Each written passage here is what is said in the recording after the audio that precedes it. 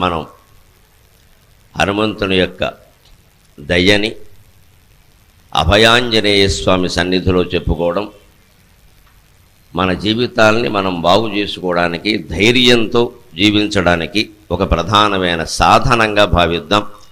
స్వామివారి కృప మీ అందరి యందు ప్రసరించి జీవితాన్ని, ఎంత సమస్యాభరితమైన జీవితాన్నైనా సరే, ఎన్ని కష్టాలు వచ్చినా సరే అన్నీ స్వామివారి ప్రసాదంగా భావించి ధైర్యంగా తట్టుకుని నిలబడేటువంటి శక్తిని మీకు అందరికీ ఈ స్తోత్రం ప్రసాదిస్తుంది అని నేను భావిస్తున్నాను.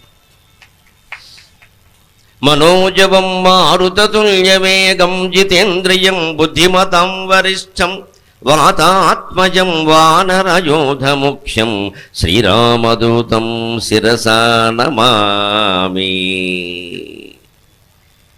రామచంద్రమూర్తి దూత అయినటువంటి హనుమంతుడికి మనం శిరస్సు వంచి నమస్కారం చేయాలి. శిరసా నమామి అంటే శిరస్సు వంచి నమస్కారం చేయమని అర్థం, కానీ మన శిరస్సును ఆయనకి తాకించమని అర్థం కాదు. దేవతా విగ్రహాలను ఎప్పుడూ తాకకూడదు. గుళ్ళో కడితే గుర్తుపెట్టుకోవాలి, దానివల్ల పాడైపోతాయి విగ్రహాలన్నీ. ముందు కానీ వెనక కానీ ఏమీ తాకకూడదు, దూరం నుంచే చూసి దండం పెట్టుకోవాలి. అప్పుడు ఆ విగ్రహం ప్రతిష్ఠ చేసిన వాళ్ళ యొక్క సంకల్పం నెరవేరుతుంది. మనకేదో పుణ్యం వస్తుందనో లేకపోతే ఇంకా ఎక్కువనో విగ్రహాలని తాకడం మొదలు పెడితే ఈ పుణ్యక్షేత్రాలన్నీ కూడా కొన్నేళ్లకి మనం వచ్చి దర్శించుకోలేనట్టుగా తయారవుతాయి. విగ్రహాలు రకరకాలుగా దెబ్బతింటాయి. ఇది దృష్టిలో పెట్టుకోవాలి. శ్రీరామదూతము శిరసా నమామి అంటే ఆయన ముందు మీరు శిరస్సు ఉంచి నమస్కారం చేయండి అని. ఎందుకు? మనోజవం, ఆయన మనస్సుతో సమానమైన వేగంతో సముద్రాన్ని దాటాడు. మనస్సుకు ఉన్న వేగం దేనికి లేదు. మాటకున్న వేగం కంటే మనస్సుకున్న వేగం గొప్పది. మాట ఎదుటి మనిషికి వినపడడానికి కొంతసేపు పడుతుంది, కానీ మన మనస్సులో ఏదన్నా ఒక ఆలోచన వస్తే ఆ ఆలోచనతో మనం ఇతర దేశాలు వెళ్ళిపోవడానికైనా ఏది ఆలోచించడానికైనా వేగం, అంతులేని వేగంతో వెళ్ళిపోతాం. ఇతర దేశానికి ఏదైనా వెళ్ళాలి అంటే దానికి నెల ముందు నుంచి ప్రయత్నం చేయాలి, కనీసం ఓ రోజో 2 రోజులు ప్రయాణం చేయాలి. అక్కడికి వెళ్ళాక మళ్ళీ వాతావరణం మారిపోతుంది, దానికి మనం అలవాటు పడాలి. ఇంత యాత్ర ఉంటుంది. కానీ మనస్సులో కనుక మనం అమెరికా వెళ్ళాం అనుకుని అక్కడ ఉండే మన వాళ్ళతో కలిసి మనం ఉన్నట్టుగా ఊహించుకుంటే ఒక క్షణంలో నువ్వు అమెరికా వెళ్ళగలిగావు. మనోజవం అంటే అర్థం అది. పైగా హనుమంతుడి యొక్క ప్రత్యేకత ఏమిటంటే వాయుకుమారుడైన. వాయువు యొక్క వేగం, వాయువు యొక్క మహాబలం అంతా కూడా హనుమంతుడికి వచ్చింది. అందుకనే వెనకాల మనోజవం మారుతతుల్య వేగం అన్నాడు. గాలితో సమానమైన వేగం కలిగిన వాడు వాయుపుత్రుడు కాబట్టి అది సహజంగా వారసత్వం ప్రకారం వస్తుంది. పైగా ఇక్కడే మనం ఒక విశేషం చెప్పుకోవాలి. అంజనాదేవి భర్త కేసరి. అందుకే హనుమంతుడి యొక్క ప్రార్థనలో, స్థుతిలో కేసరి తనయ, కేసరి పుత్ర అనే మాట కూడా వినపడుతుంది. కేసరి అంటే సింహం. ఆంధ్రకేసరి టంగుటూరు ప్రకాశం పంతులు గారిని మనమేం మర్చిపోలేదు కదా. ఆంధ్రజాతికి కేసరి మహానుభావుడై బ్రిటిష్ వాళ్ళు సైన్యం తుపాకులు పట్టుకుని నిలబడితే ఏమాత్రం దమ్ముందో కాల్చరా అని గుండె చీల్చి చూపించాడు. హనుమంతుడు రామదర్శనం కోసం గుండె చీల్చినట్టే టంగుటూరు ప్రకాశం పంతులు గారు స్వాతంత్రం కోసం గుండె చీల్చి నిలబడ్డాడు. ఆయన ప్రకాశం పంతులు గారంటే ఆంధ్ర కేసరి, నిజంగానే కేసరి తనయుడు. ఆయన కూడా ఓ హనుమదంశ సంభూతుడే. అటువంటి కేసరికి జన్మించాడు కదా. ఇందులో వాయువు ఏమిటి? వాయువు ప్రమేయం ఏమిటి? వాయుతనూజుడు అంటారు కదా. అంతేకాదు, హనుమంతుని పుట్టుకలో ఇంకా కొందరి యొక్క ప్రమేయం ఉంది. కొన్ని మహాశక్తులన్నీ ఏకమై హనుమంతుడయ్యాడు. ముఖ్యంగా హనుమంతుని యొక్క అంశ శివుని యొక్క అంశ. కైలాసంలో ఎప్పుడు శివుడు చేసే పని ఏమిటంటే శ్రీరామ రామ రామేతి రమే రామే మనోరమే సహస్రనామతస్తుల్యం రామనామవరానని. కైలాసంలో శివుడు కూర్చుని నిరంతరం ఏదో ధ్యానంలో ఉంటే పార్వతీదేవికి అనుమానం వచ్చి అడిగిందిట, మీరే దేవుడు కదండి, ఇంకా ఏ దేవుణ్ణి మీరు ధ్యానిస్తున్నారు అందుట. నేను దేవుళ్ళని ఎవరిని ధ్యానించట్లేదు, ఒక మానవోత్తముడిని ధ్యానిస్తున్నాను అని చెప్పేట. మనం గ్రహించాలి. దేవతల కంటే మానవుల్లో ఉత్తముడైన వాడు గొప్పవాడు అని శివుడు చెప్పాడు స్వయంగా. మనం మానవుల్లో ఉత్తముడుగా ఉండే ప్రయత్నం చేయాలి, కానీ దేవతలను ఆరాధిస్తూ కూర్చోవడం కాదు. ఎంతసేపు ఏం నేర్చుకున్నాం వాళ్ళ నుంచి? హనుమంతుడు ఎంత కష్టపడి ధర్మాన్ని నిలబెట్టాడు. సీతాదేవి ఏమన్నా ఆయనకి మేనకోడలా మేనత్త కూతురా, ఆయన ఏమైనా బంధువా, పోని వాళ్ళ క్యాస్టా, వీళ్ళు వానరులు వాళ్ళు నరులు. ఈ క్యాస్ట్ ఫీలింగ్కి హనుమాన్ జంక్షన్ పెద్ద సమాధానం. హనుమంతుడి క్యాస్ట్ ఏమిటో ఇంతవరకు నిరూపించగలిగిన వాడు లేడు. సీతాదేవి క్యాస్ట్ అయితే కాదు, మనకి తెలుసు బాగా, వాళ్ళు క్షత్రియులు. ఈయనకి ఏం సంబంధం లేదు. పోనీ ఇదివరకు ఏమైనా కలిసి చదువుకున్నారా, రాముడు కానీ ఈయన కానీ బంధుత్వం ఉందా, ఏమీ లేదు. పైగా రాముడు వచ్చి ఆయన్ని అడగలేదు. హనుమంతుడు కేవలం మంత్రి, ఒక సైనికుడు. సుగ్రీవుడిని అడిగాడు. సుగ్రీవుడు చెప్పాడు, హనుమంతుడు చేశాడు. నాకేం ప్రయోజనం లేనప్పుడు నేనెందుకు చేయాలి అనలేదు. ఇంత నిస్వార్థంగా ధర్మాన్ని కాపాడడానికి దేహత్యాగానికి కూడా సిద్ధపడ్డాడు. కాబట్టి ఇవాళ హనుమాన్ జంక్షన్లో ఆయన ఇలా అభయహస్తమెత్తి నేను మీ అందరి కోసం ఉన్నాను అని అనగలుగుతున్నాడు ధైర్యంగా. కారణం అది. మన జీవితంలో మనం ఎప్పుడు ధైర్యంగా వ్యవహరిస్తాం, నిక్కచ్చిగా వ్యవహరిస్తాం, నిక్కచ్చిగా మాట్లాడతాం, ధైర్యంగా ఉంటామంటే మన మనస్సులో ఏ కోరిక ఉండకూడదు. అప్పుడు ఖచ్చితంగా ఉంటాం. కోరికలు ఉన్నంతకాలం ఎవడో ఒకడికి భయపడుతూ ఉండాల్సిందే. కోరికలను కనుక రద్దు చేసుకోకపోయినా కనీసం తగ్గించుకోగలిగితే చాలా ధైర్యంగా ఉంటాం. మనకేదో చిన్నదేదో కావాలి, అందుకోసం కాస్త పెద్దవాడిని ఉన్నో పట్టుకుంటాం. వాడు మనకి ఉపకారం ఎందుకు చేస్తాడు, వాడికి ఇంకేదో పెద్దదేదో కావాలి, దానికి మనం సహకరిస్తాం. ఊరికే ఎవడో చేయడండి. అసలు ఈ చిన్నదేదో కావాలి అనే మనస్సులోంచి మనం ఈ కోరికను తోసిపారేయగలిగితే ఎవరిని నువ్వు పట్టుకోవలసిన పనే లేదు. హనుమంతుడు ఎవరిని పట్టుకోలేదు, సుగ్రీవుని పట్టుకోలేదు, కనీసం రాముడినైనా పట్టుకోలేదు. ఆయన ప్రయత్నం అంతా ఆయన చేశాడు. అంటే హనుమంతుడి జీవితంలో ఒక గొప్ప లక్షణం ఏమిటంటే నిష్కామత, ఏ కోరిక లేదు ఆయనకి.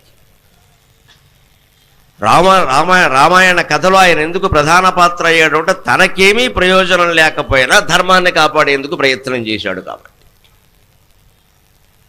అలాంటి ప్రయత్నంలో భాగంగానే అంజనాదేవి తపస్సు చేస్తే వాయుదేవుడు వరం ఇచ్చాడు. దీని వెనకాల ప్రధానమైన నాయకుడు, ప్రధానమైన దైవం శివుడు ఉన్నాడు. శివుడు రామభక్తుడు. అందుకే ఆయన ధ్యానం చేస్తుంటే అమ్మవారు ఏ దేవుడి గురించి ధ్యానం చేస్తున్నావయ్యా అంటే నేను శ్రీరామ రామ రామేతి మనోరమే రమే, నేను ఎప్పుడూ రమిస్తూ ఉంటాను ఆ రామనామంలో, నాకు ఇంకో పనేమి లేదు. ఎందుకంటే దేవుళ్ళందరూ గొప్పవాళ్ళు అవ్వడం, దేవుళ్ళందరూ మహిమలు చూపించడం పెద్ద విషయం కాదు. కానీ రాముడు మానవుడుగా పుట్టి మహోన్నతమైన లక్ష్యాలన్నీ సాధించాడు. మానవులు రామచరిత్ర నుంచి అన్ని రకాల ధర్మాలు నేర్చుకోవాలి. రాముడే దేవుళ్ళందరిలో ప్రధాన దైవం, అందుకే నేను రాముడిని ఆరాధిస్తాను అని చెప్పాడు. రాముడు ఎంత గొప్పవాడు అంటే శివుడు కూడా ఆరాధించేంత గొప్పవాడు. ఆ శివుడికి రామనామ జపం చేసి చేసి చేసి పూర్వం నుంచి కూడా రామావతారం కేవలం ఈ ఒక్కసారి రాలే, ప్రతి త్రేతాయుగంలో రామావతారం వస్తుంది పురాణాల ప్రకారం. చేసి చేసి రాముడు గొప్పదనం అంతా తెలుసుకుని ఉన్నవాడు అందరితో సరిపోక ఆయనే ఆంజనేయ స్వామిగా జన్మించాడు రాముడు సేవ చేసుకోవాలని స్వయంగా. అందుకని ఆంజనేయుడు అంటే శివుడే, అందులో సందేహం వెళ్ళేది. ఆంజనేయుడు అంటే శివుడే, శివుడే మళ్ళీ ఆంజనేయుడిగా పుట్టాడు. ఆది సృష్టి ప్రారంభంలో శివకేశవులు వాళ్ళే, తర్వాత నరనారాయణులు వాళ్ళే, రాముని కాలంలో రామాంజనేయులు వాళ్ళే. సృష్టి ప్రారంభంలో శివ కేశవులు వారే, తరువాతి కాలంలో రామాయణ కాలంలో రామాంజనేయులు వారే, మహాభారత కాలంలో కృష్ణార్జునులు వారే, కలియుగంలో రామకృష్ణ వివేకానందులు వారే. వివేకానందుడు అంటే సాక్షాత్తు ఆంజనేయ స్వామి అంశ, రామకృష్ణ పరమహంస శ్రీ మహావిష్ణువు యొక్క అంశ, రామచంద్రుని యొక్క అంశ. అందుకే వాళ్ళు మళ్ళీ గురు శిష్యులయ్యారు. అటువంటి హనుమంతుని యొక్క జీవితం జన్మఘట్టంలో ఉండే విశేషం ఏమిటంటే మనం వైశాఖ మాసంలో వచ్చే బహుళ దశమి నాడు ఎందుకు హనుమత్ జయంతి చేసుకుంటాం. ఇది రామాయణం ఉత్తరకాండలో విశేషంగా ఉంది, భాగవతంలో కూడా ఉంది. వైశాఖ బహుళ దశమి, దానికి హనుమత్ జయంతికి సంబంధం ఏమిటి? ఎందుకంటే హనుమత్ జయంతిని ఉత్తర దేశంలో వేరే సందర్భంలో చేసుకుంటారు, 2 నెలల ముందే చేసేసుకున్నారు.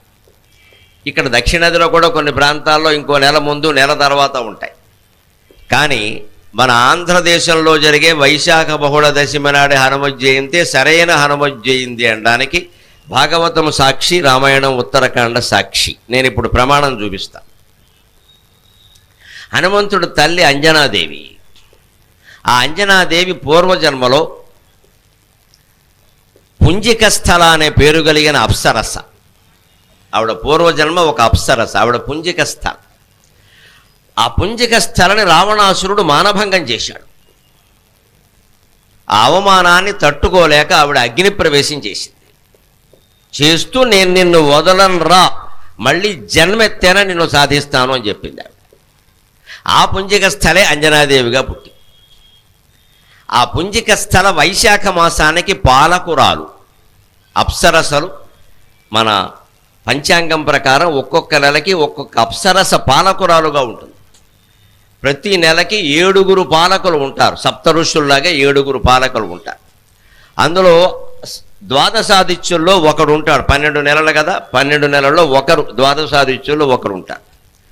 ఒక దేవర్షి ఉంటాడు, ఒక మహర్షి ఉంటాడు, ఒక అప్సరస ఉంటుంది. విచిత్రం ఏమిటంటే ఒక రాక్షసుడు కూడా ఉంటాడు.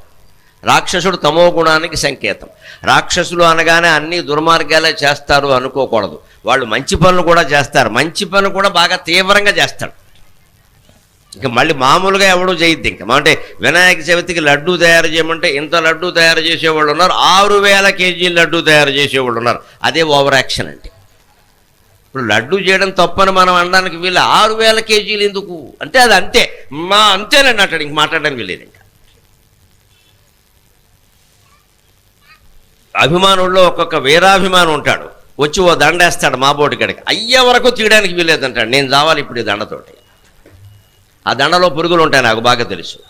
దాని నిండా నీళ్లు జరుగుతారు, రోజుకు 4 సార్లు జరుగుతారు. అందుకే నేను దండ వేసుకోవడం మానేశాను. మామూలుగా వైద్యంటే వినరు మనవాళ్ళు, అది ఇది చెప్తారు. అందుకని కాశీలో దండ వదిలేసి వచ్చాను నేను, గొడవలేదు. ఈ దేశానికి సెంటిమెంటే చెప్పాలి, శాస్త్రజ్ఞానం చెప్తే ఎవడు వెండవు. కాశీలో వదిలేశాను నేను. అక్కడ ఏదో 3 వదిలేయాలి, నేను దండ వదిలేస్తాను, వదిలేశాను. అంచేది పూలదండ వేసుకో. రహస్యం ఇదే, ఎందుకంటే నాకేం ద్వేషం అది తెలుసు. మెడ పక్కన పురుగులు గుట్టేస్తూ ఉంటాయి, నేను వేసాను మీరు ఆపడానికి వెళ్ళేది అంటాడు. దీన్నే తమోగుణ భక్తి అంటాడు. ఆయన భక్తుడే. మళ్ళీ అతనిలో ఎటువంటి భక్తి ఉంటే మనకి మీదకి ఎవడన్నా వస్తే వాడు వచ్చి కొట్టేస్తాడు, దేనికైనా సిద్ధపడిపోతాడు. కానీ ఒక్కోసారి దాన్ని తట్టుకోలేము మన సొంత విషయాల్లో కూడా కల్పించేసుకుంటాడు. ఈ వీరాభిమానం ఉంది, చాలా ఇబ్బంది పెడుతుంది ఒక్కోసారి. అందుకే అభిమానం చాలు, దయచేసి వీరాభిమానం అక్కర్లేదు. అభిమానం అంటే ఎప్పుడు ఏమిటంటే ఆ వ్యక్తిని మనం నమ్మే, మనం మంచివాడు అనుకున్నాం. ఆయన చెప్పిందంటూ మంచి ఏమిటో చేయండి, ఆయన జీవితంలో మంచి ఏమిటో తీసుకోండి, ఆచరించండి. చెప్పిందంటూ మంచి ఏమిటో తీసుకోండి, ఆచరించండి. అది అభిమానం. ఇంకది ఏం చెప్పినా సరే నేను ఆచరిస్తానంటే ఒక్కోసారి చెప్పేవాడే పొరపాటు చెప్పచ్చు. ఆయన మనిషే కదండి, ఆయన మేము మనుషులమే కదా, మేము అన్నం తింటున్నాం, చెవు నెత్తురు ఉంది. ఏదైనా ఒక్కోసారి ఆవేశంలోనో ఇంకో అజ్ఞానంలోనో పొరపాటు చెప్పచ్చు. అది మంచిదా కాదా అని మీరు కూడా బుర్రపెట్టి ఆలోచించాలి. వెంటనే అలా చేసేయాల్సిన పనేం లేదు. ఎంతటి వాడు చెప్పినా ఆలోచించాలి. యుక్తియుక్త వచగ్రాహ్యం బాలాదపి సుఖాదపి అంటారు. యుక్తియుక్తమైన మాట చెబితే చిన్నపిల్లాడు చెప్పినా చిలుక చెప్పినా వినమన్నారు. అన్యత్ తృణమివత్యాద్యం అప్యుక్తం పద్మజన్మన. బ్రహ్మదేవుడు చెప్పినా సరే అది తర్కానికి లొంగడం లేదు, యుక్తియుక్తంగా లేదు, మనుషుల్ని అవమానించే విధంగా ఉండి జాతుల్ని కులాలని మతాలని అన్నిటినీ వేరు చేసి మానవుల్ని ఇబ్బంది పెట్టే విధంగా ఉంది అంటే ఆ మాట వశిష్ఠుడు చెప్పినా చేయక్కర్లేదు. మనం ఇప్పుడు ఏది మంచి మాటో ఏది చెడ్డ మాటో తెలుసుకునే శక్తి మనకుంది. మనం నిర్ణయించుకోవచ్చు. వారు చెప్పారు కాబట్టి వీరు చెప్పారు కాబట్టి అనొద్దు. మంచి మాటలు చెప్పడం వల్ల మీరందరూ మమ్మల్ని అభిమానిస్తున్నారు, కానీ మేమేదో మొదటి నుంచి మంచి మాటలే చెప్పేసామనుకోవడం పొరపాటు. మాకు తెలిసింది ఏదో చెప్పాం, ఆ తెలిసిన వాటిలో చాలా భాగం మంచి మాటలే ఉండడం వల్ల 30 ఏళ్ళుగా ఎప్పుడు చెప్పనుంచో చెబుతుంటే ఇంతకాలానికి ఈ వైభవం పట్టినా కూడా మీకు నేను ఒక్కటే మాట చెబుతా, మొహమాటం లేకుండా. నేను చెప్పినవన్నీ మంచివే అని మీరు అనుకోక్కర్లేదు. మీ అంతటా మీరు ఆలోచించండి. మీకు మంచిది అనిపిస్తేనే చేయండి, లేకపోతే అక్కర్లేదు. ఇందులో ఏమీ ఇబ్బంది ఏం లేదు. నేను చెప్పాను కాబట్టి చేసేయాల్సిన పని లేదు. దాన్ని తమోగుణ భక్తి అంటారు. అది పనికిరాదు. కానీ రాక్షసులకు ఏమిటంటే భక్తి ఉంటుంది, మంచితనం కూడా ఉంటుంది, తమోగుణం ఉంటుంది. అందుకని వాడు మంచి చేసినా చెడ్డ చేసినా తీవ్రంగా చేస్తాడు. తీవ్రమైన నష్టం కలుగుతుంది, నష్టం కలిగితే. అందుకనే శ్రీ మహావిష్ణువు రాక్షస సంహారం చేస్తాడు. ఆయనకి ఏమిటి పని, లేతే అందరూ ఆయన పుట్టించిన వాళ్ళే కదా, ఎందుకు చంపాలి ఆయన మాత్రం? అంచేత రాక్షసులు అనగానే చెడ్డవాళ్ళు అనుకోకల. ప్రతి నెలని పరిపాలించే వాళ్ళు ఒక రాక్షసుడు, ఒక రాజు, ఒక దేవరిషి, ఒక బ్రహ్మరిషి, ఒక అప్సరస, ఇంతమంది ఉంటారు. ఆ రకంగా నెలకి ఒక్క అప్సరసని బ్రహ్మదేవుడు కేటాయించాడు.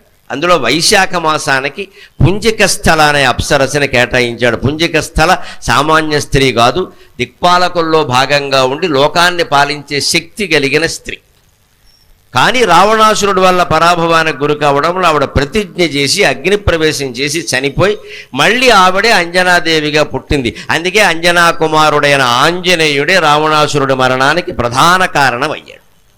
ఆంజనేయుడు లేకపోతే లంకకి వెళ్ళడము జరిగేది కాదు, రావణ వధ జరిగేది కాదు, అసలు సీతాదేవి ఉందనే విషయం కూడా తెలిసేది కాదు. సీతమ్మ జాడమి చివినేయవైతిమా నాటితో రామాయణంబు సున్నా అని రామాంజనేయ యుద్ధంలో సంపత్ కుమార్ గారు పాడబడే బ్రహ్మాండంగా ఆంజనేయుడు పాత్రేసి అది పక్కా నిజం, అందులో అనుమానం వెళ్ళ. ఆంజనేయుడు ఏమో అహంకరించి మాట్లాడాల, సీతాదేవి ఇక్కడ ఉంది అని రాముల వారికి చెప్పకపోతే లంకకి వెళ్ళడం అనేది ఎక్కడి నుంచి ఉంది అసలు. లక్ష్మణుడు చనిపోయినప్పుడు సంజీవన పర్వతం తేకపోతే ఇంకేముందండి రామాయణం, దాంతో రాముడు యుద్ధం ఆపేసేవాడు. అందుకని హనుమంతుని పాత్ర పూర్తిగా రామాయణాన్ని దగ్గరుండి ఎవ్వరికీ ఎటువంటి హాని కలగకుండా ఆయన నడిపించినటువంటి పాత్ర. అందుకే హనుమంతుడిని ఏమంటారు అంటే రామాయణ మహామాలారత్నం వందే అనిలాత్మజం అంటారు. రామాయణం అంతా ఒక మహామాల, ఇటువంటి దండ అయితే ఈ గొలుసులో ఏది ప్రత్యేకం? ఈ పతకం ప్రత్యేకం. ఈ పథకం ప్రత్యేకం, ఇంత గొలుసులో ఈ పథకం ప్రత్యేకం. ఇక్కడ ఈ పథకమే వేసుకుని ఎందుకు తిరుగుతాం? ఇది ఎప్పుడో 89లో నేను తెలుగు విశ్వవిద్యాలయంలో పరిశోధన ఎంఫిల్ చేస్తే యూనివర్సిటీలో సర్వప్రథమ స్థానం వస్తే మహానుభావుడు నాటి ముఖ్యమంత్రి ఎన్టీ రామారావు గారు స్వయంగా వేసినటువంటి పథకం. ఆయన చెయ్యి చాలా మంచిది. ఆ రోజు నుంచి నాకు బంగారం రావడమే కానీ వెళ్ళడం అనేది లేదు. ఆయన చేత్తో ఆయన పథకం ఇచ్చాడు. అదే నేను మొదట ఎవరైనా ఇచ్చింది. ఏదైనా మనం కొనుక్కుంటే చిన్నప్పుడు ఒడుగు చేసినప్పుడు ఉంగరం చేయిస్తారు, అది వేరే విషయం. ఆ తర్వాత నా ప్రతిభతో నేను సాధించుకున్నది ఆయన చేత్తో ఇచ్చింది మొదటి పథకం. అప్పటి నుంచి భగవంతుడి దేవల్ల బంగారం రావడమే కానీ వెళ్ళడం అనేది లేదు. సహృదయంతో చేస్తే ఏ పనైనా అలా నిలబడిపోతుంది. ఎంత గొలుసు పెట్టినా ఈ గొలుసు ఎవరో వేరే ఎంఎస్ మూర్తి గారని ఆయన చెన్నైలో అవధానం చేస్తే అవధానం చూసి ఆయన ఏమీ ఇవ్వాలని అనుకోలేదు ముందు. తర్వాత ప్రతిభకు ఆశ్చర్యపోయి ఆయన మెడలో ఉండే గొలుసు తీసి నా మెడలో వేసేసాడు. ఆయన ఆ గొలుసు అది ఆయన మెడలో ఉండే గొలుసు. ఎవరికైనా మనం ఇవ్వదలుచుకుంటే ఎక్కడి నుంచో తేవడం వేరు, చేతుకున్న తీసి ఇచ్చేయాడంటే ఇంక అంత అభిమానం వచ్చేసింది అనమాట, ఆవేశం వచ్చేసింది. అందుకని మెడలో గొలుసేసాడు, నేను వేసుకున్నాను. ఇందులో ఇది ముఖ్యం కదా. రామాయణాన్ని కూడా ఒక హారంగా మీరు భావించండి. మరి పథకం ఎవరు అంటే రాముడు కాదు, సీత కాదు, లక్ష్మణుడు కాదు, భరతుడు కాదు, మన అభయాంజనేయ స్వామి రామాయణ మహామాల రత్నం. ఆయన లేకపోతే రామాయణం లేనట్టే లెక్క. అంత గొప్ప వ్యక్తిని గురించి మనం మాట్లాడుకోబోతూ ఉన్నాం ఈవేళ. అందుకని ఆయన పుట్టుకలో శివుడి అంశతో పాటుగా పుంజిక స్థల యొక్క ప్రతిజ్ఞ కూడా ఉంది. ఆ ప్రతిజ్ఞ ఆవిడే అంజనాదేవిగా పుట్టింది కాబట్టి నా కడుపున పుట్టినవాడు రావణాసురుడు యొక్క అంతు చూడాలనే సంకల్పం కూడా ఉంది అక్కడ. ఆవిడ వైశాఖ మాసానికి పాలకురాలు. అందుకే వైశాఖ మాసంలో వచ్చే బహుళ దశమే హనుమత్ జయంతి. ఇది శాస్త్ర ప్రమాణం. అంచేత మనం చేసేదే సరైనటువంటి పండుగ. కాస్త తెలిసిన వ్యక్తిగా నన్ను ఎవరైనా హనుమత్ జయంతి మీద అనుమానం అడిగితే ఏం మొహమాటం లేదయా, భాగవతంలో ఉంది, రామాయణంలో ఉంది, అంతకంటే ఏమిటి, వైశాఖ బహుళ దశమే హనుమత్ జయంతి అని మనం ఆంధ్రప్రదేశ్ రాష్ట్రంలో ఎప్పుడైతే చేస్తున్నామో ఆ బహుళ దశమే సరైనటువంటి పండుగ. మనమంతా గొప్ప అవగాహనతో ఉన్నాం, ఇందులో ఇబ్బంది పడాల్సింది ఏమీ లేదు. జితేంద్రియం బుద్ధిమతం వరిష్టం. అంతటి పని సముద్రాన్ని దాటడం, లంకకి వెళ్ళడం, రాక్షస సంహారం చేయడం, ఇవన్నీ ఆయన చేయగలిగాడంటే కారణం జితేంద్రియం. మనం ముందు నేర్చుకోవలసింది అది. జితేంద్రియం, ఇంద్రియాలను మనం జయించాలి. ఇప్పుడు మీరు ఈ ఉపన్యాసాన్ని వినడం కోసం ఇక్కడ స్థలం కొంచెం తక్కువగా ఉన్న ఎంతమంది వచ్చి ఇక్కడ నిలబడ్డారు, ఎంతసేపు నిలబడాలి?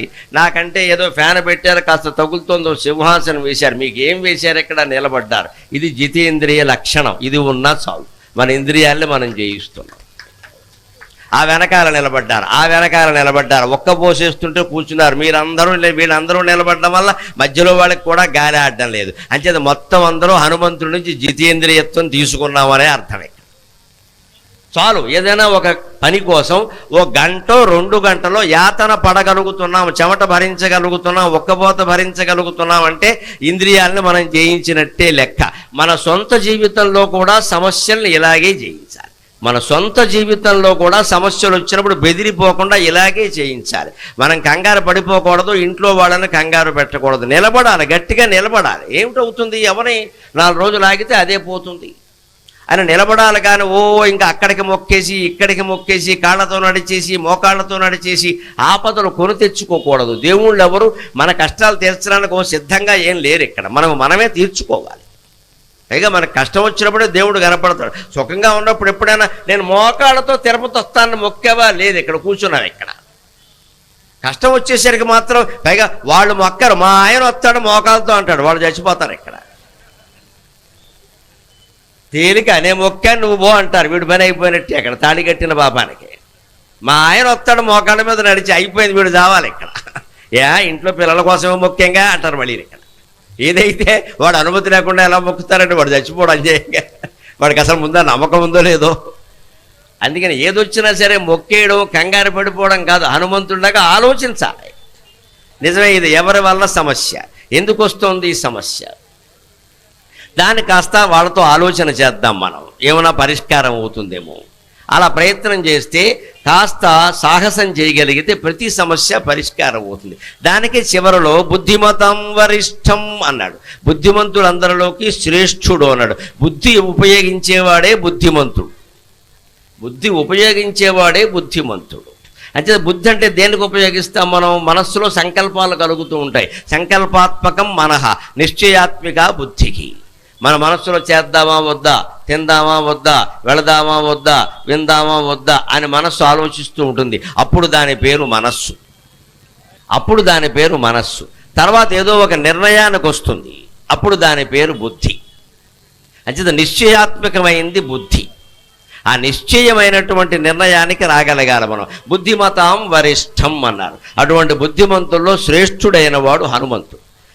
జితేంద్రియం బుద్ధిమతం వరిష్టం వాతాత్మజం వానరయోధ ముఖ్యం శ్రీరామదూతం శిరసా నమామి. అటువంటి శ్రీరామదూత అయిన హనుమంతుడికి నేను శిరస్సుతో నమస్కారం చేస్తున్నాను అన్న. ఇప్పుడు మనం శంకరాచార్య హనుమత్ పంచరత్న స్తోత్రంలోకి ప్రవేశించేద్దాం. శంకరాచార్య స్వామి 153 రచనలు చేశారు.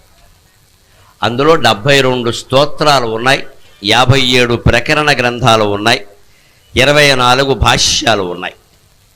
ఆ 72 స్తోత్రాలలో రకరకాల క్షేత్రాల్లో తిరుగుతూ ఉన్నప్పుడు ఆయా దేవతల మీద ఆశువుగా చెప్పినటువంటి స్తోత్రాలన్నీ ఉన్నాయి.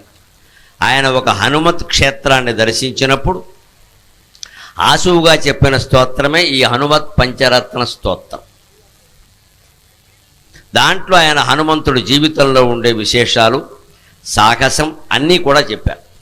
వీతాఖిల విషయేక్షం, వీతాఖిల విషయేక్షం జాతానందాశ్రుపులకమత్యక్షం సీతాపతిదూతాద్యం, సీతాపతిదూతాద్యం వాతాత్మజమద్య భావయే హృద్యం, వాతాత్మజం అద్య భావయే హృద్యం. వీతాఖిల విషయేక్షం, వీత అంటే విడిచిపెట్టబడిన, వీతరాగ భయక్రోధక అంటాడు భగవద్గీతలో. మనం జీవితంలో సుఖంగా ఉండాలి అంటే వీత విడిచిపెట్టబడినవి. ఏం విడిచిపెట్టాలి అంటే రాగం, భయం, క్రోధం. రాగద్వేషాలు విడిచిపెట్టాలి అంటారు, గమనించండి. ద్వేషాన్ని విడిచిపెట్టమంటే మనకు అర్థమవుతుంది, రాగాన్ని కూడా విడిచిపెట్టాలి. రాగం అంటే ఇష్టం, రాగం అంటే సంగీతంలో రాగం తీయడం కాదు, అనురాగంలో రాగం కాదు. రాగం అంటే ఇష్టం. ఒకరంటే మనకి ఇష్టం ఉంటుంది, ఖచ్చితంగా వారికి వ్యతిరేకించేవారు, వారిని వ్యతిరేకులైన వాళ్ళ మీద ద్వేషం ఉంటుంది. ఆ ద్వేషం పోవాలంటే ముందు ఈ ఇష్టం కూడా వదిలేయాలి. మనం ఇష్టాలు వదిలిపెట్టం, ఇది నాకు ఇష్టం, ఇది నాకు ఇష్టం, ఇది నాకు ఇష్టం అని చెబుతాం. ఆ ఇష్టమే పెద్ద కష్టమైపోతుంది తర్వాత.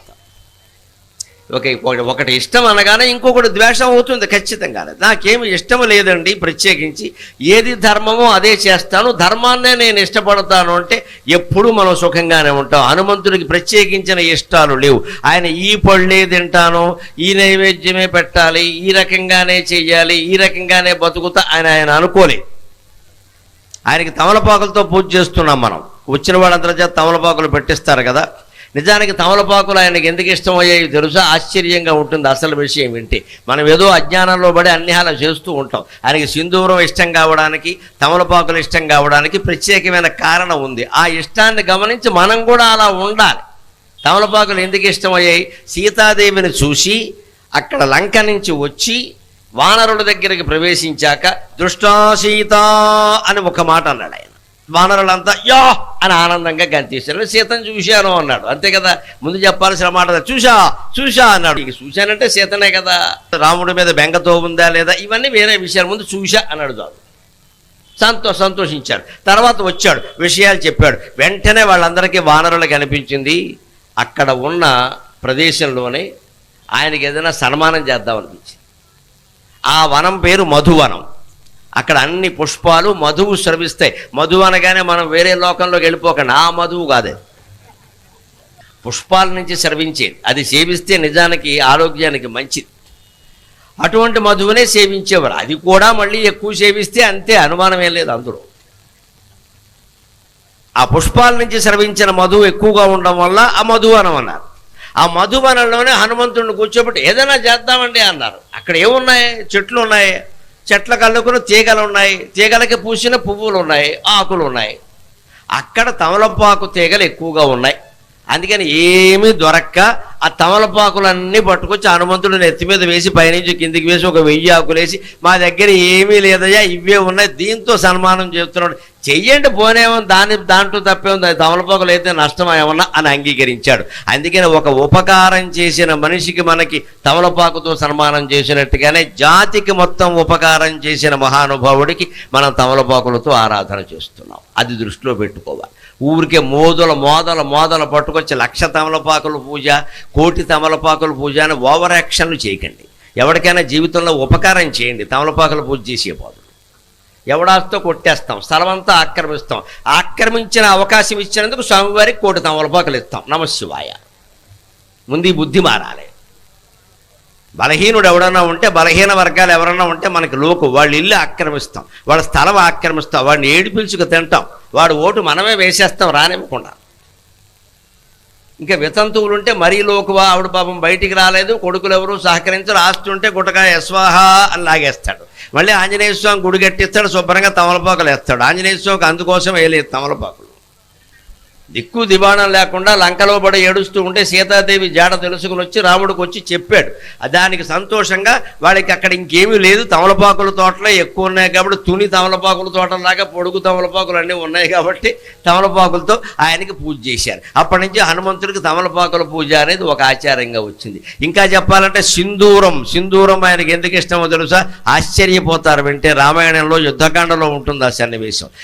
చివర రామాయణ యుద్ధం 21 రోజులు జరిగిందని చెబుతారు. వారం రోజులను కొంతమంది అంటారు, 21 రోజులను కొంతమంది అంటారు. 21 రోజులు అనడానికి ఎక్కువ ప్రమాణం ఉంది. చివరిలో 17 రోజులు 18 రోజులు యుద్ధం అయిపోయాక రావణాసురుడు యుద్ధానికి వస్తే రాముడు ఎదురుగా నిలబడ్డాడు. రాముడికి రథం లేదు, నేల మీద నిలబడ్డాడు. రావణాసురుడు అప్పటికే రాముడి చేతుల్లో 2 సార్లు దెబ్బతిని పరిగెట్టాడు. ప్రాణాలతో వదిలిపెట్టాడు పోరా అబ్బాయిని జాలి దలిచి. వాడు వచ్చాడు. వచ్చి మళ్ళీ ఏమంటాడంటే పౌరుషానికి, రథం కూడా లేదయా, నీతో యుద్ధం చేయాలంటే నాకు అవమానంగా ఉందన్నాడు. చేయడానికి చేతకాక మాట్లాడే మాటలు.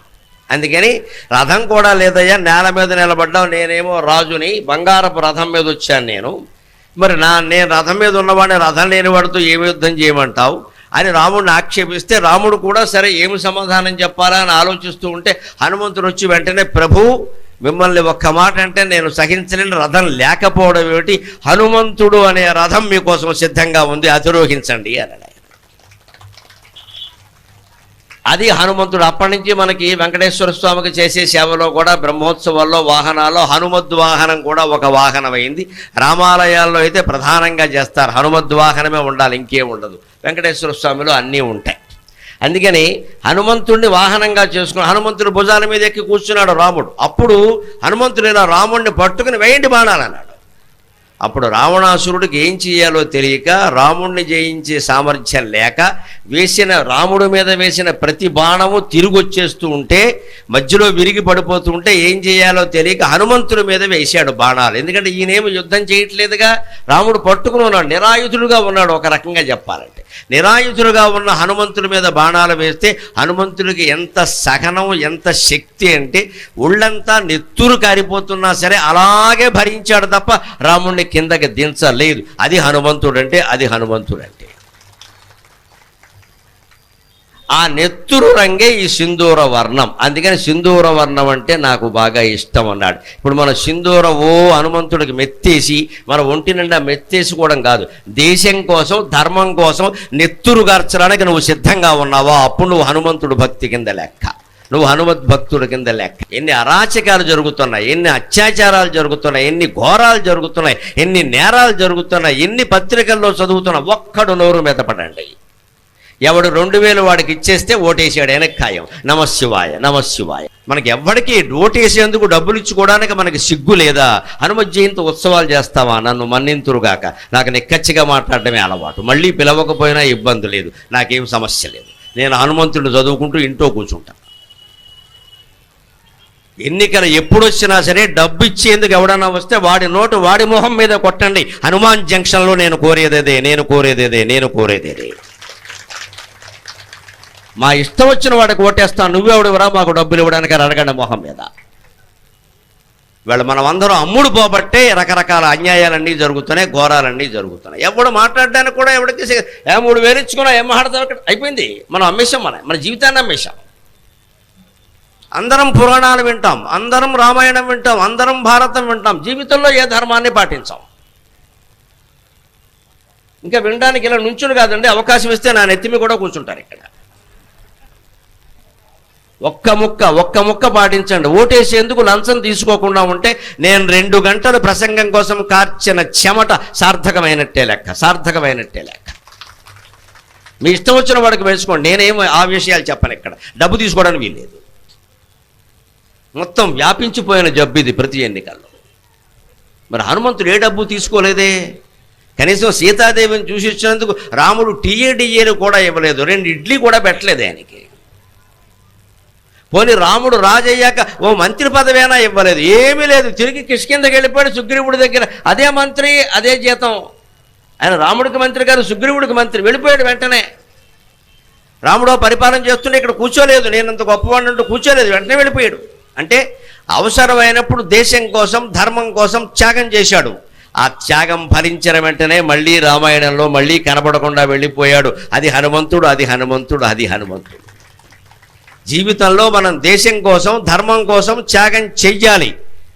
త్యాగానికి ఏ ఫలితము ఆశించకూడదు. ఎప్పుడు భగవంతుడు పిలిస్తే అప్పుడు పైకి నిశ్చింతగా వెళ్ళిపోవాలి, హాయిగా వెళ్ళిపోవాలి, ఏమీ ఆశించకూడదు. ఇంత చేశాం మాకేం చేశారు ఈ మాట రాకూడదు అసలు. హనుమంతుడు ఎంతో చేశాడు కానీ ఏమీ ఆశించలేదు. అందుకని చెబుతున్నాడు ఇక్కడ శంకరాచార్య స్వామి స్వయంగా, వీత అఖిల విషయేచ్ఛాం, అఖిల విషయ వాంఛలని విడిచిపెట్టేశాడు హనుమంతుడు. అందుకే ఆయన భగవంతుడు కాగలిగాడు. రామాయణంలో రాముడిని మించిపోయాడు హనుమంతుడు, రాముడిని మింగేశాడు, సీతని మింగేశాడు, లక్ష్మణుడిని, భరత శత్రుఘ్నుని, ప్రతి పాత్రని, ఆ మాటకు వస్తే వాల్మీకిని మింగేశాడు. రామాయణం అంటే హనుమంతుడు, రామాయణం అంటే హనుమంతుడు. ఎందుకని అంత ప్రాధాన్యం ఎందుకు వచ్చింది? వీతాఖిల విషయేచ్ఛాం జాతానంద అశ్రుపులకం అత్యక్షం. జాత ఆనంద అశ్రుపులకం. ఎప్పుడు హనుమంతుడికి రామ రామ రామ రామ అని 2 అక్షరాలు వినపడినా ఆనంద బాష్పాలు జలజల జలజల జలజల రాలేవుట, ఒళ్ళంతా పులకరించిపోయేదిట. అది జాతానందాశ్రుపులకం అత్యక్షం. ఎందువల్ల అలా పులకిస్తున్నాడు? మనం ఎన్నో స్తోత్రాలు చదువుతున్నాం, ఎన్నో పారాయణలు చేస్తున్నాం, ఎన్నో పూజలు చేస్తున్నాం, మనకు ఆ ఒళ్ళు గగురుపాటు అనేది ఏమి కరగదే. ఎవడో ఫోన్ చేసి బెదిరిస్తే బెదిరిపోయినట్టుగా, పులకెంతలు కలిగినట్టుగా, భయంతో మనకి భక్తితో ఎప్పుడైనా పులకింతలు కలిగాయా? ఎవడైనా ఇంటికి వచ్చి ఓ మాట మాట్లాడితే ఫోన్లో బెదిరిస్తే కూడా వెంటనే ఇలా వణికిపోతున్నాం. ఇలాగా ఒళ్ళంతా ఓ వెంట్రుకలు లెక్కపొడుచుకుపోయి భయంతో చచ్చిపోతాడేమో అనిపిస్తుంది ఇక్కడ. కానీ అభయాంజనేయ స్వామికి ఆ పరిస్థితి లేదు. అత్యచ్చం, అది శంకరాచార్య మాట. అతి అచ్చం, పూర్తి స్వచ్ఛంగా ఉంటాడు. అంటే హృదయంలో చిత్తశుద్ధి. ఏ పని చేయాలో ఆ పని చెయ్యాలి, వదిలేయాలి. ఏ మాట మాట్లాడాలో ఆ మాట మాట్లాడాలి, వదిలేయాలి. ఏ ఆలోచన చేయాలో ఆలోచన చేయాలి, వదిలేయాలి. అన్ని పనులు చేయాలి, చేయవలసిన పనులన్నీ చేయాలి, మాట్లాడవలసిన మాటలన్నీ మాట్లాడాలి, చేయవలసిన ఆలోచనలన్నీ చేయాలి, వెంటనే వదిలేయాలి. ఆ విషయాన్ని ఎక్కడికక్కడ వదిలేయడమే చిత్తశుద్ధి. పట్టుకుని వేళ్లాడకూడదు. అప్పుడు అమావాస్య నాడు అట్టెట్టావా, పొన్నమ నాడు బూరెట్టావా, ఈ మాటలన్నీ రాకూడదండి. ఆడా మగ ఎవరైనా సరే పాతవన్నీ తవ్వుకుంటాం మనం, 10 ఏళ్ళవి, 15 ఏళ్ళవి, 25 ఏళ్ళవి, కక్షలు బాగా పెంచుకుని ఆవేశాలకు పోయి బీపీలు తెచ్చుకుంటున్నాం, షుగర్ తెచ్చుకుంటున్నాం. ఇవాళ బీపీ షుగర్ లేనివాడు ఎక్కడ ఆంధ్రప్రదేశ్ మొత్తం మీద కనపడ్డా, ఏపీ అంతా బీపీయే. అందరికి ఎవరిని పలకరించినా సరే. ఇంకా దానికి తోడు ఈ మధ్యన ఇంకా 2 జోడింపోతున్నాయి. గుండెపోటు ఒకటి, రకరకాల కడుపు క్యాన్సర్లు ఒకటి, ప్రతివాడికి ఇంకా వచ్చి తగ్గిందండి. ఒకటి మొదటి స్టేజ్ అండి, 2వ స్టేజ్ అండి, 3వ స్టేజ్, ఏదో డ్రామా స్టేజీల్లో ఉన్నాయి ఇవన్నీ. అంత తేలిగ్గా వస్తున్నాయి వ్యాధులు. కారణం మన కోరికలు, మన చిత్తశుద్ధి లేకపోవడం, పాతవన్నీ తవ్వుకోవడం. ముఖ్యంగా చాలామంది జీవితంలో దెబ్బతినేది ఎక్కడే, దయచేసి గమనించండి. పాతవి తవ్వుకోవద్దు. ఇవాళ ఏం జరిగింది, మనం ఏం చేయాలి, అంతే, అయిపోయింది. అక్కడికక్కడ ఏం చేయాలో అది చేయండి, వదిలేయండి ఆ విషయాన్ని. జాతానందశ్రుపులకం అత్యక్షం సీతాపతి దూతాత్యం. సీతాపతి అయిన రామచంద్రమూర్తి దూతల్లో ఆద్యుడైన వాడు, మొదటివాడు, చివరివాడు, మధ్యవాడు, అన్నీ ఆయనే. రాముడు దూతగా ఈయన్నే ఎంచుకున్నాడు. నిజానికి రాముడికి అంతకుముందు హనుమంతుడితో పరిచయం లేదు. అక్కడే ఈయన్నే ఎంచుకున్నాడు.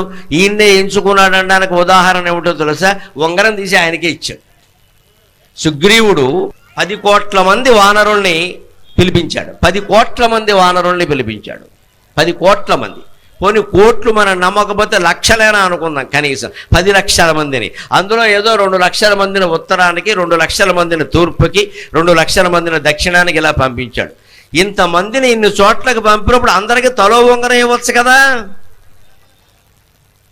మరి ఎవరికి దొరుకుతుందో తెలియదు కదా సీతాదేవి. కానీ ఆయనకి ఎంత నమ్మకం అంటే హనుమంతుడి మీద, దక్షిణ దిక్కుకి వెళ్ళే వాళ్ళనే పిలిచాడు. ఎందుకంటే లంక దక్షిణ దిక్కున ఉందని చెప్పారు. అక్కడికి వెళ్ళేవాళ్ళకి అవకాశం.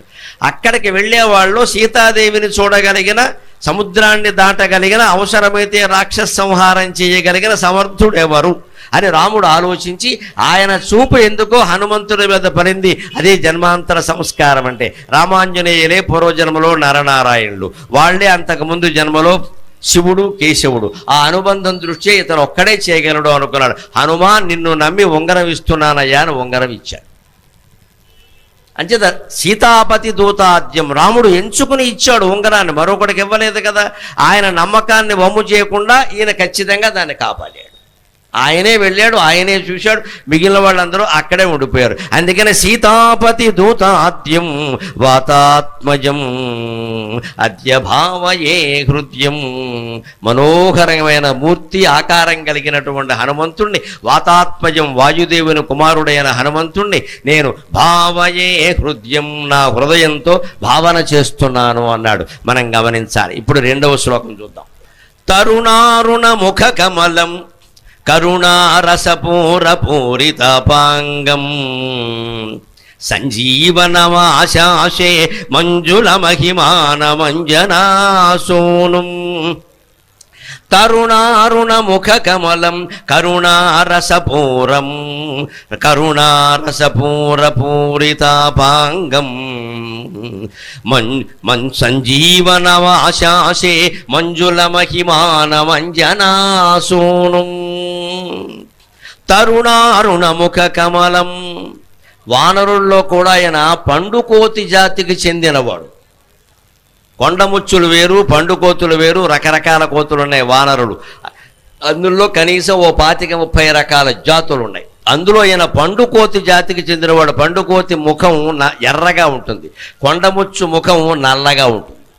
కొండముచ్చు అంటారు. ముచ్చు అంటే దొంగ, కొండముచ్చు అంటే ఈ కోతులు కొండల్లో ఉంటాయి. తిరుపతి కొండల లాంటి వాటి, అన్నవరం కొండల దగ్గర ఉంటాయి. ఏం చేస్తాయి, భక్తులు ఎవరో అరటిపళ్ళు దేవుడికి ఇద్దామంటే అతను అరటిపళ్ళు పట్టుకెడతారు. ఆ పై అత్తమే మిగులుతుంది, తొక్కలు మిగులుతాయి, పళ్ళు ఉండవు. అంతే లెక్క కొండముచ్చు అంటే. అది ఎక్కడో లోపల నుంచి వస్తుంది, కొండల మధ్యలో ఉంటుంది, మీద పడుతుంది, అరటిపళ్ళు మొత్తం లెక్కెళ్ళిపోతుంది.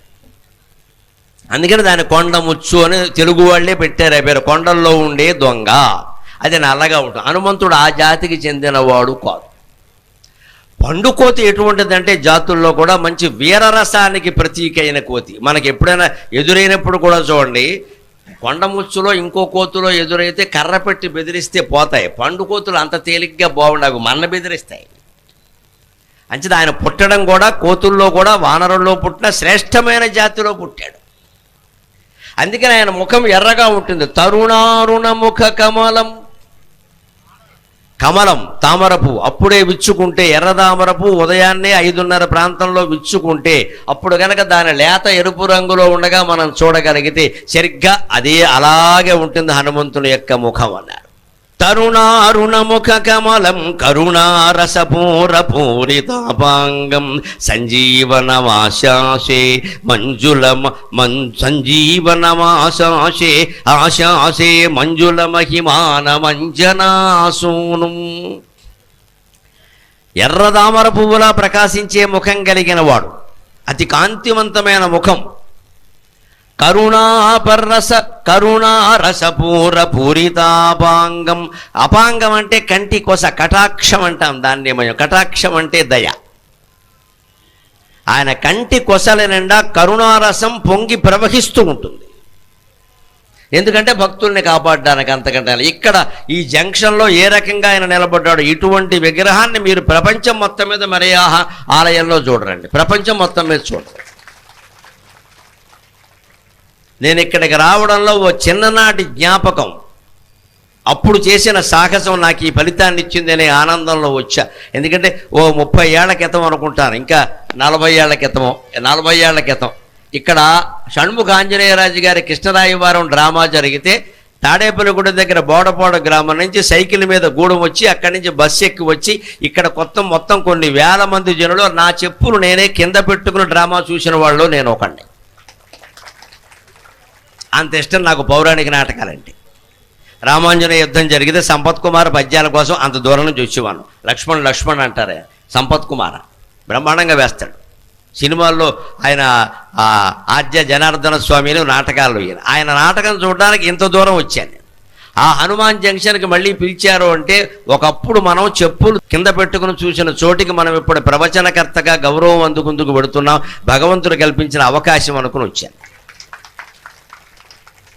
మనం జీవితంలో చిత్తశుద్ధితో ఉంటే కష్టపడగలిగితే ఆయన ఇస్తాడు అవకాశాలు. అలాగా మనం ఒక చోటకి సామాన్య మానవుడుగా వచ్చి నా చెప్పులు నేనే కింద పెట్టుకుని డ్రామా చూసినవాడిని ఇవాళ మీరందరూ చెప్పుకునేటువంటి స్థాయిలో నిలబడి వింటుంటే ఇక్కడ మాట్లాడుతున్నామంటే హనుమంతుడు ఇచ్చినటువంటి స్థానం అది. ఈ విగ్రహం అంత గొప్పది.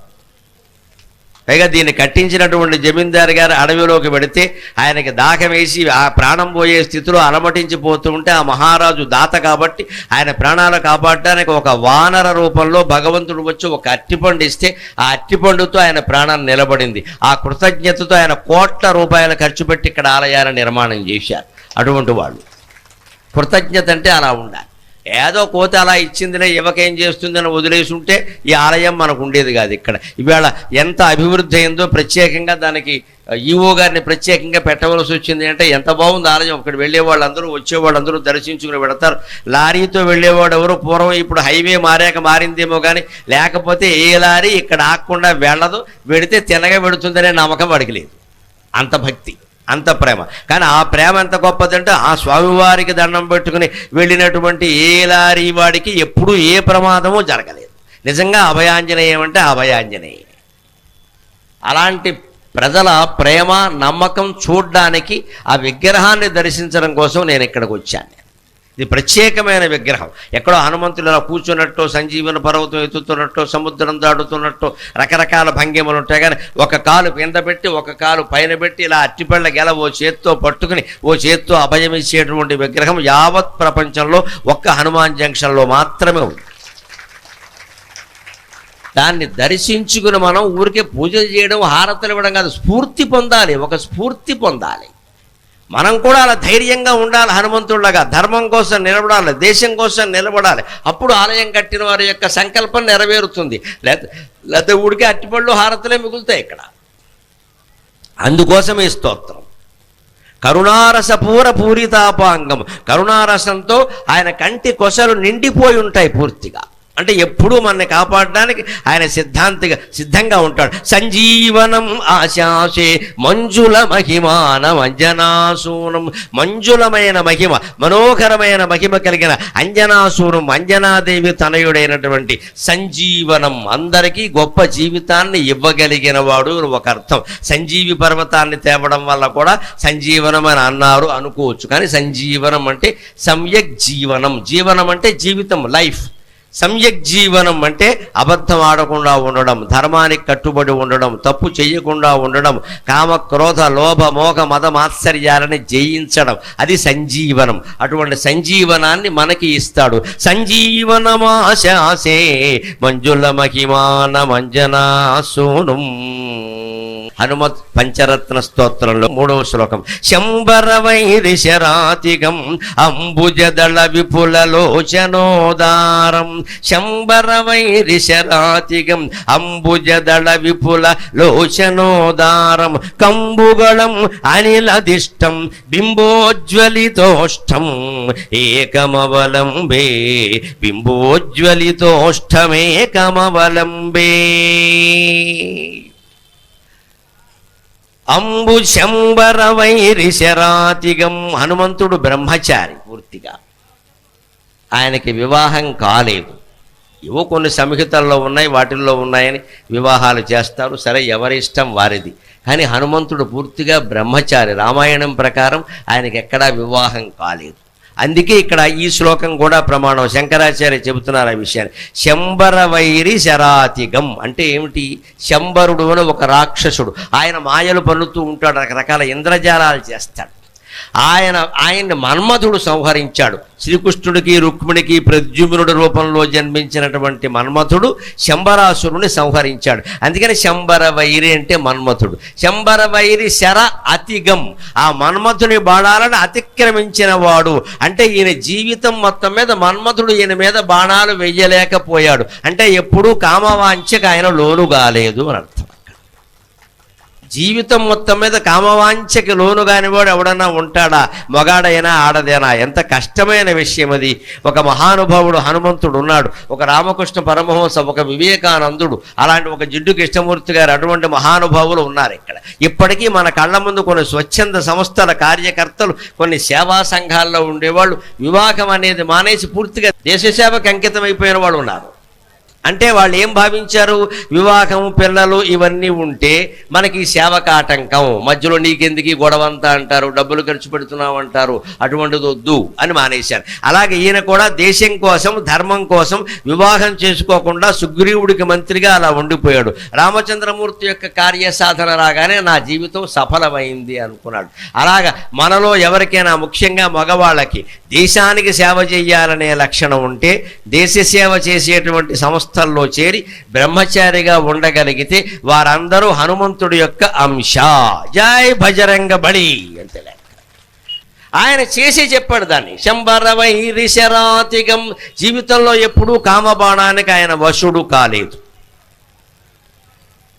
ఎప్పుడూ ఆయన కామవాంఛ అనేది ఆయన మనస్సులోనే లేదు అసలు.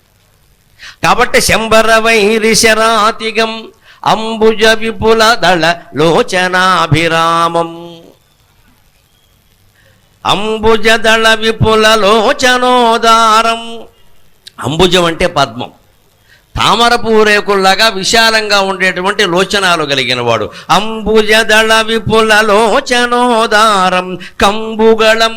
శంఖం వంటి కంఠం కలిగిన వాడు. అందుకే రావణాసురుడు యొక్క సభలో నిక్కచ్చిగా మాట్లాడుతూ ఉంటే మేఘం ఉరుముతోందేమో అనిపించింది ఆయనకి. మేఘం ఉరుముతోందేమో అనిపించింది. ఇటువంటి కంఠాన్ని నేను చూడలేదు అనుకున్నాడు. అంతేకాదు, రామలక్ష్మణుడికి మొట్టమొదటి పరిచయం అయినప్పుడు సుగ్రీవుని గురించి చెబుతూ మా రాజుగారిని మీరు చూడాలి, రండి తప్పకుండా అని తీసుకెడుతూ మాట్లాడితే రాముడు హనుమంతుని యొక్క మాటలు విని ఏమన్నాడు అంటే, ఋగ్వేదం యజుర్వేదం సహా 4 వేదాలు చదవనవాడు ఇంత చక్కగా మాట్లాడలేడు అన్నాడు. అంత చక్కని కంఠస్వరంతో వేద పండితుడు వేదం చదువుతుంటే ఎలా ఉంటుందో హనుమంతుడు మాట్లాడితే అలా ఉంటుంది. అందుకని కంబుగళం అనిల దిష్టం. అనిలం అంటే వాయువు. వాయువు యొక్క దిష్టం. దిష్టం అంటే శుభకర్మ, పూర్వకర్మ, పూర్వజన్మ సుకృతం. దిష్టం అంటే అర్థం అది. కంబుగళం అనిలదిష్టం. వాయుదేవుని యొక్క పూర్వజన్మ సుకృతంగా పుట్టినవాడు. బింబోజ్వలితోష్టం. ఆయన కోపంగా చూస్తే ఆ పెదవులు అదురుతాయి. ఆ ఎర్రటి పెదవి కింది పెదవి అదిరితే ఎలా ఉంటుందంటే పండిన దొండపండు ఎలా ఉంటుందో అలా ఉంటుంది ఖచ్చితంగా. అందుకని ధర్మానికి హాని కలిగింది అంటే హనుమంతుడికి కోపం వస్తుంది ఖచ్చితంగా. మనం హనుమాన్ జంక్షన్ చుట్టుపక్కల 100 మైళ్ళ దూరంలో ఎక్కడ నివసిస్తూ ఉన్నా సరే అబద్ధం ఆడకూడదు, దొంగతనం చేయకూడదు, అధర్మం చేయకూడదు. అలా చేస్తే ఇదే భంగిమలో నిలబడిన స్వామి వెనక కాలెత్తి మనది అనడం ఖాయం, అనుమానం ఏం లేదు. వెంటనే దంతాడు వెనక్కాలు, అందుకే పైకి ఎత్తి పట్టుకున్నాడు. తప్పులు చేసేవాళ్ళని తనడం కోసమే ఆ కాలు పైకి ఎత్తాడు. ఓ కాలు మీద ఆయన నిలబడతాడు, రెండో కాలు ఎందుకు పైకి ఎత్తాడంటే తప్పు చేస్తే తోలు తీస్తాడు రాబాయ్, కాలు సిద్ధంగా ఉంది ఇక్కడ. అందుకని బింబోజ్వలితోష్టం, ఆ సమయంలో కోపం వచ్చినప్పుడు పెదవులు వణుకుతాయి, ఎవరికైనా సరే ముక్కు పుటాలు అదురుతాయి. ఆ వణికేటువంటి పెదవి హనుమంతుడి పెదవి ఎలా ఉంటుంది అంటే బింబోజ్వలితోష్టం, నిండుగా పండిన దొండపండులా ఉంటుంది, అదిరిపోవాలి మనం చూసి అక్కడ. అటువంటి ఆయన్ని ఏకమవలంబే, ఆ హనుమంతుడిని నేను నిరంతరం ఆరాధన చేస్తాను అన్నారు. దూరీకృత సీతార్తి ప్రకటిత శ్రీరామ వైభవ స్ఫూర్తి, దూరీకృత సీతార్తి ప్రకటిత శ్రీరామ వైభవ స్ఫూర్తి, దారిత దశముఖ కీర్తి పురతో మమ భవతు హనుమతో మూర్తి, పురతో మమ భవతు హనుమతో మూర్తి. దూరీకృత సీతార్తి, సీతాదేవి ఆర్తిని దూరం చేసిన వాడు అన్నారు. 6 నెలల పాటు రావణాసురుడు యొక్క చెరలో ఉన్న సీతాదేవి ప్రతిక్షణం వణికిపోయింది ఇలాగా. ఎందుకంటే వాడు మామూలుగా లేడు, రోజు వస్తున్నాడు. నువ్వు నాకు లొంగుతావా చంపేయమంటావా, నువ్వు నాకు లొంగుతావా చంపేయమంటావా అని బెదిరిస్తూనే ఉన్నాడు. వాడికి తెలుసు లొంగకుండా స్త్రీని బలవంతంగా అనుభవిస్తే చచ్చిపోతాడని తెలుసు. ఎందుకంటే ఆ శాపం పుంజికస్థలే ఇచ్చింది. హనుమంతుడు తల్లి అంజనాదేవి పూర్వజన్మలో పుంజికస్థలంగా ఉన్నప్పుడు వాడు బలవంతం చేస్తే ఇంకా ఏ స్త్రీనైనా సరే నువ్వు బలవంతంగా అనుభవించావంటే చచ్చిపోతావని చెప్పి ఆ భయం కారణంగానే వాడు సీతాదేవిని ముట్టుకోలేదు. అంతకుముందే రామాయణం లెక్క ప్రకారం ఊరికే మామూలుగా లెక్క పట్టినా ఓ 25 మంది తేల్తారు సీతాదేవి కంటే ముందు. వాళ్ళందరినీ లొంగ తీసుకున్నవాడు ఈవిడో లెక్క. ఎందుకంటే వాడి భయం వాడుకుంది, పుంజికస్థల శాపం. అంచేత సీతాదేవిని 6 నెలల పాటు వాడు బలాత్కారం చేయకుండా ప్రాణాలతో నిలబడ్డానికి కూడా హనుమంతుడే ప్రధాన కారణం, హనుమంతుడి తల్లే కారణం. అందుకే రామాయణం అంటే హనుమంతుడే. అందుకే దూరీకృత సీతార్తి అన్నాడు. సీతాదేవి ఆర్తిని కనిపించాక కాదు, కనిపించక ముందు కూడా ఆయనే కాపాడాడు. దూరీకృత సీతార్తి ప్రకటీకృత రామ వైభవ స్ఫూర్తి, శ్రీరాముని యొక్క వైభవాన్ని ప్రపంచమంతా చాటించాడు. అప్పుడు కాదు, ఇప్పుడు కూడా. హనుమంతుడు ఎక్కడ ఉంటాడు అంటే ఎక్కడుంటాడో తెలియదు కానీ ఇక్కడ మాత్రం ఖచ్చితంగా ఉంటాడు. ఎత్ర ఎత్ర రఘునాథ కీర్తనం తత్ర తత్ర కృతమస్తకాంజలిం బాష్పవారి పరిపూర్ణలోచనం మారుతిం నమద రాక్షసాంతకం. ఎక్కడెక్కడ రామ భజన జరుగుతూ ఉంటుందో, సీతారాముల పేరు ప్రస్తావనకి వస్తూ ఉంటుందో అక్కడ హనుమంతుడు ఏదో ఒక రూపంలో వచ్చి కూర్చొని వింటాడు ఖచ్చితంగా. ఆ వినేవాళ్ళని చెప్పేవాళ్ళని అందరినీ ఆశీర్వదిస్తాడు అని శాస్త్రం చెబుతోంది మనకి. అందుకే ప్రకటీకృత రామవైభవ స్ఫూర్తి, రామాయణం ఎంతగా వ్యాపించింది అంటే దానికి హనుమంతుడు కారణం. అందుకే రామాయణంలో కూడా ప్రధానమైన కాండ ఏదంటే సుందరకాండ అన్నారు. అంతా చదివే ఓపిక లేనివాడు సుందరకాండ చదువుతారు కనీసం. పనులు కావడానికి అనేక రకాల అసాధ్యాలన్నీ సాధ్యం చేయడానికి సుందరకాండ బ్రహ్మాండంగా పనికొస్తుంది, అనుమానం వెళ్ళ. కాకపోతే దానికి సంబంధించిన ఒక నమ్మకాన్ని నేను చెబుతాను. అది ఉట్టి చదివేసి అక్కడ పెట్టేసినంతలో పనులు అవ్వండి, గుడ్డి నమ్మకాలు పెట్టుకోవద్దు. అందులో ఏం చెప్పాడో అది చెయ్యాలి, చేస్తే అవుతాయి. అందులో మీ సుందరకాండ చదవమని ఎందుకు చెప్పారు అంటే ఏదైనా పుస్తకం చదివితే అందులో ఉన్నదాన్ని చేస్తాం కదా. ట్రాఫిక్ రూల్స్ అని ఓ బోర్డు పెడతారు రోడ్డు మీద. ఎందుకు పెడతారు? మనం చదివేసి రైట్ సైడ్ నుంచి వెళ్ళిపోవడానికా? చదివామంటే పాటించాలి కదా, అక్కడ రూల్స్ ఉన్నాయి కదా. అంటే చూశాను గారంటే పాటించలేదంటే పోలీసు వాళ్ళు ఊరుకుంటారా? అలాగే సుందరకాండలో చెప్పినవి మనం చేయాలి. ఏం చెప్పారు? ఎలా అయితే పనులు జరుగుతాయని చెప్పారు. యశ్యత్వేతాని చత్వారి వానరేంద్ర యథాతవా వానరేంద్ర యథాతవా దృష్టికి దాక్ష్యం దృష్టిర్దాక్ష్యం దస్తథా దీక్షం అన్నాడు. దృష్టి ముందు చూపు ఉండాలి, సమర్థత ఉండాలి.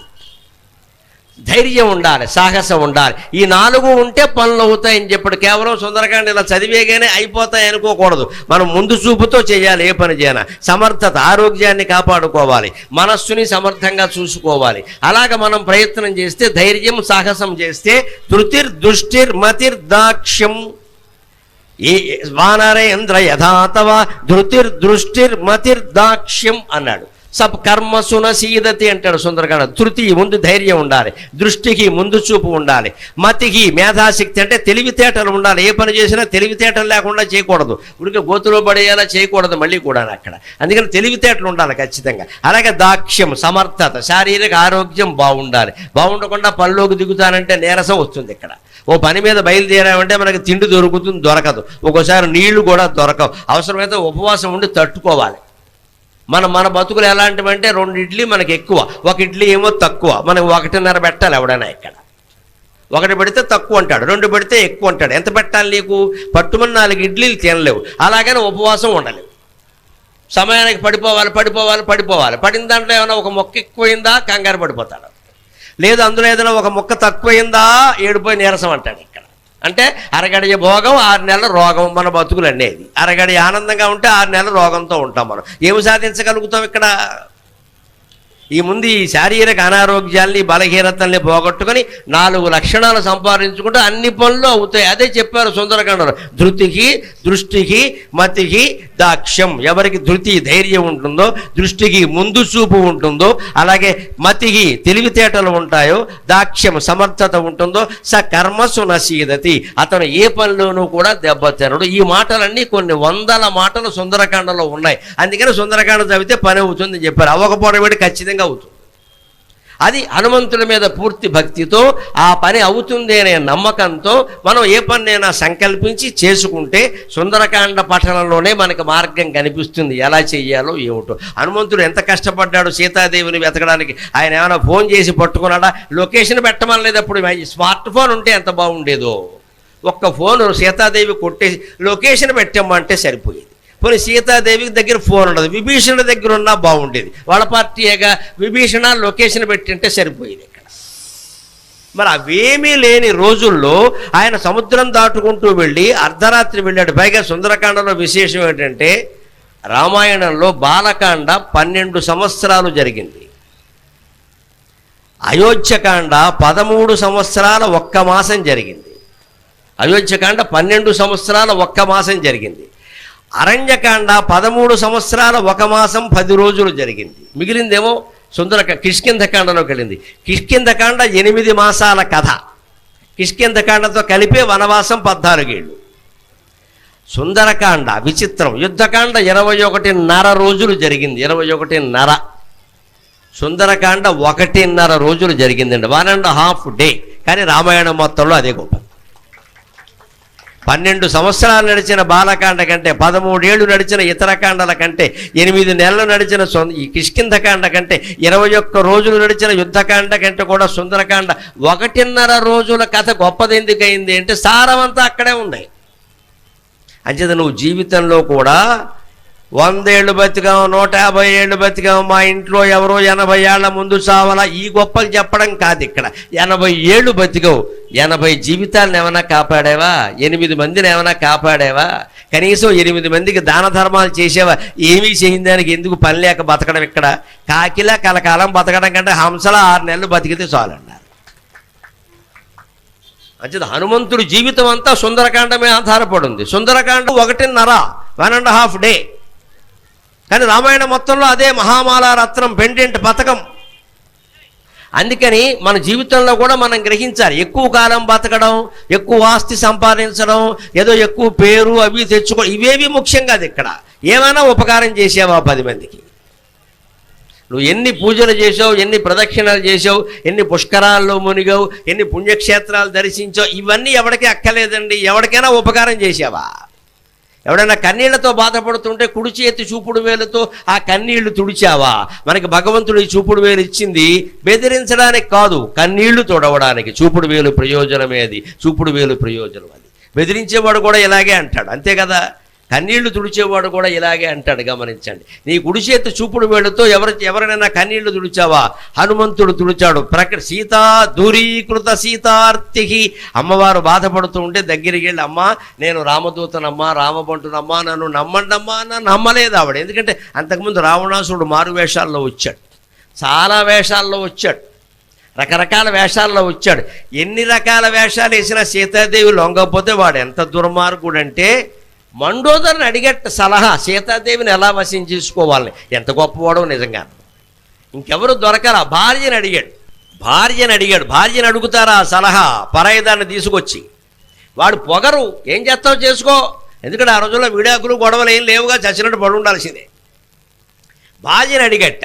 సీతాదేవిని లొంగ తీసుకోవడం ఎలా అంటే, ఆవిడ ఇంక వీడు మంచి చెబితే ఎలాగో వినడని ఆవిడ ఏం చెప్పిందంటే, అనేక వేషాలు వేసావు కదా, రాముడు వేషం కూడా వేయి సరిపోతుందని చెప్పింది. అనేక వేషాలు వేసావు కదా, రాముడు వేషంలో వెళ్ళు. తమిళ రామాయణంలో ఉంటుందండి ఈ విషయం, అద్భుతమైన మాట. రాముడు వేషంలో వెళ్ళు, ఆవిడ రాముడే అనుకుంటుంది. సరే కాసేపు ఊరుకుంటే సరిపోయి అన్న. వెంటనే అన్నట్టు రావణాసురుడు కూడా, రాముడు వేషం వేస్తే అబద్ధం చెప్పలేం కదా అన్నట్ట. వాడికి అంత గౌరవం రాముడు. రాముడు వేషంలో పెడితే నోటమ్మట అబద్ధం రాదు కదా, నిజాలు వచ్చేస్తాయి. అంచేత నేను ఆ ఒక్క వేషం వేయని ఇంకేదైనా వేస్తాను అన్నట్టు. అంటే రాముడు వేషం వేసిన వాడు కూడా సత్యానికి ధర్మానికి కట్టుబడి ఉంటాడు. గమనించండి, మనకి చాలా పండుగల్లో పగటి వేషాలు వేయిస్తారు. అది చాలా గొప్ప ఆచారం. ఈ మధ్య ఆగిపోయింది, దయచేసి పునరుద్ధరించండి. హనుమ జయంతికి 5 రోజుల్లో ఒక్కరోజు పగటి వేషాలు వెయ్యాలి. 2 ఎడ్ల బళ్ళు కట్టాలి. ఓ బండి మీద హనుమంతుడు నిలబడాలి, ఓ బండి మీద రాముడు సీత నిలబడాలి. సీత కింద వాళ్ళ ఆవిడనే పెట్టండి, మళ్ళీ వేరే ప్రయత్నాలు చేయకండి, కోపలు అంటుకుంటాయి. ఎలా ఉన్నా సరే ఆవిడనే పెట్టేయండి, గొడవ వదిలిపోతుంది. లక్ష్మణుడు కావాలంటే మీ ఇష్టం వచ్చిన వాడిని పెట్టుకోండి. రాముడు ఎవరేసారో సీత మాత్రం వాళ్ళ ఆవిడే ఉండాల్సిందే. రెండోది, మళ్ళీ హీరోయిన్ని తీసుకురాకండి, ఎక్కడ లేనిపోని చికాకులు ఇవ్వాలి. అలాగే యమధర్మరాజును కూడా పెట్టాలి ఓ బండి మీద. యమధర్మరాజు బాగా కనపడితేనే పాపాలు ఆపేస్తారు జనం. శివుణ్ణి కూడా పెట్టాలి. ఇలా మా చిన్నతనంలో చూసేవాళ్ళం అండి. మా ఊళ్ళో సంక్రాంతికి, శ్రీరామనవమికి, హనుమ జయంతికి, శివరాత్రికి 5 రోజులు పగటి వేషాలు వేసేవారు. ఊళ్ళో మంచి లావుగా ఉండేవాళ్ళు, ఎర్రగా ఉండేవాళ్ళు, మంచి గంభీరంగా ఉండేవాళ్ళు వేషాలు వేసేవారు. వాళ్ళు చూస్తే నిజంగా హనుమంతుడిలాగే ఉండేవాడు. ఆ వేషాల వల్ల ప్రయోజనం ఏమిటంటే, రాముడు వేషం వేసాడు అనుకోండి, వేసి వేసి వేసి వాడికి రాముని తత్వం కొంతైనా వంటబడుతుందండి. నేను జీవితంలో మరో స్త్రీ జోలికి వెళ్ళకూడదు, రాముడిలాగా ఏకపత్ని వృతుడై ఉండాలి అనే ప్రేరణ కలగదా. ఆ రంగు వేసుకున్నాడు, ఆ బట్టలు తొడిగాడు, ఆ కిరీటం పెట్టుకున్నాడు, అలాగే ఉన్నాడు. ఇంకా ఆయనకి అంతకంటే ఏం కావాలి? దూరీకృత సీతార్తి ప్రకటిత శ్రీరామ వైభవ స్ఫూర్తి దారిత దశముఖ కీర్తి పురతో మమ భవతు హనుమతో మూర్తి. ఆ రకంగా సీతాదేవి ఆర్తిని దూరం చేసినవాడు, శ్రీరాముని యొక్క వైభవాన్ని సుందరకాండ రూపంలో ప్రపంచమంతా చాటించడానికి మూల కారణమైన వాడు. దారిత దశముఖ కీర్తి, దశముఖుడంటే రావణాసురుడు యొక్క కీర్తిని దారిత అంటే చీల్చి మారేశాడు. ఎందుకంటే రావణాసురుడికి సుందరకాండలో హనుమంతుడు కనపడగానే విచిత్రమైన విషయం గుర్తొచ్చింది.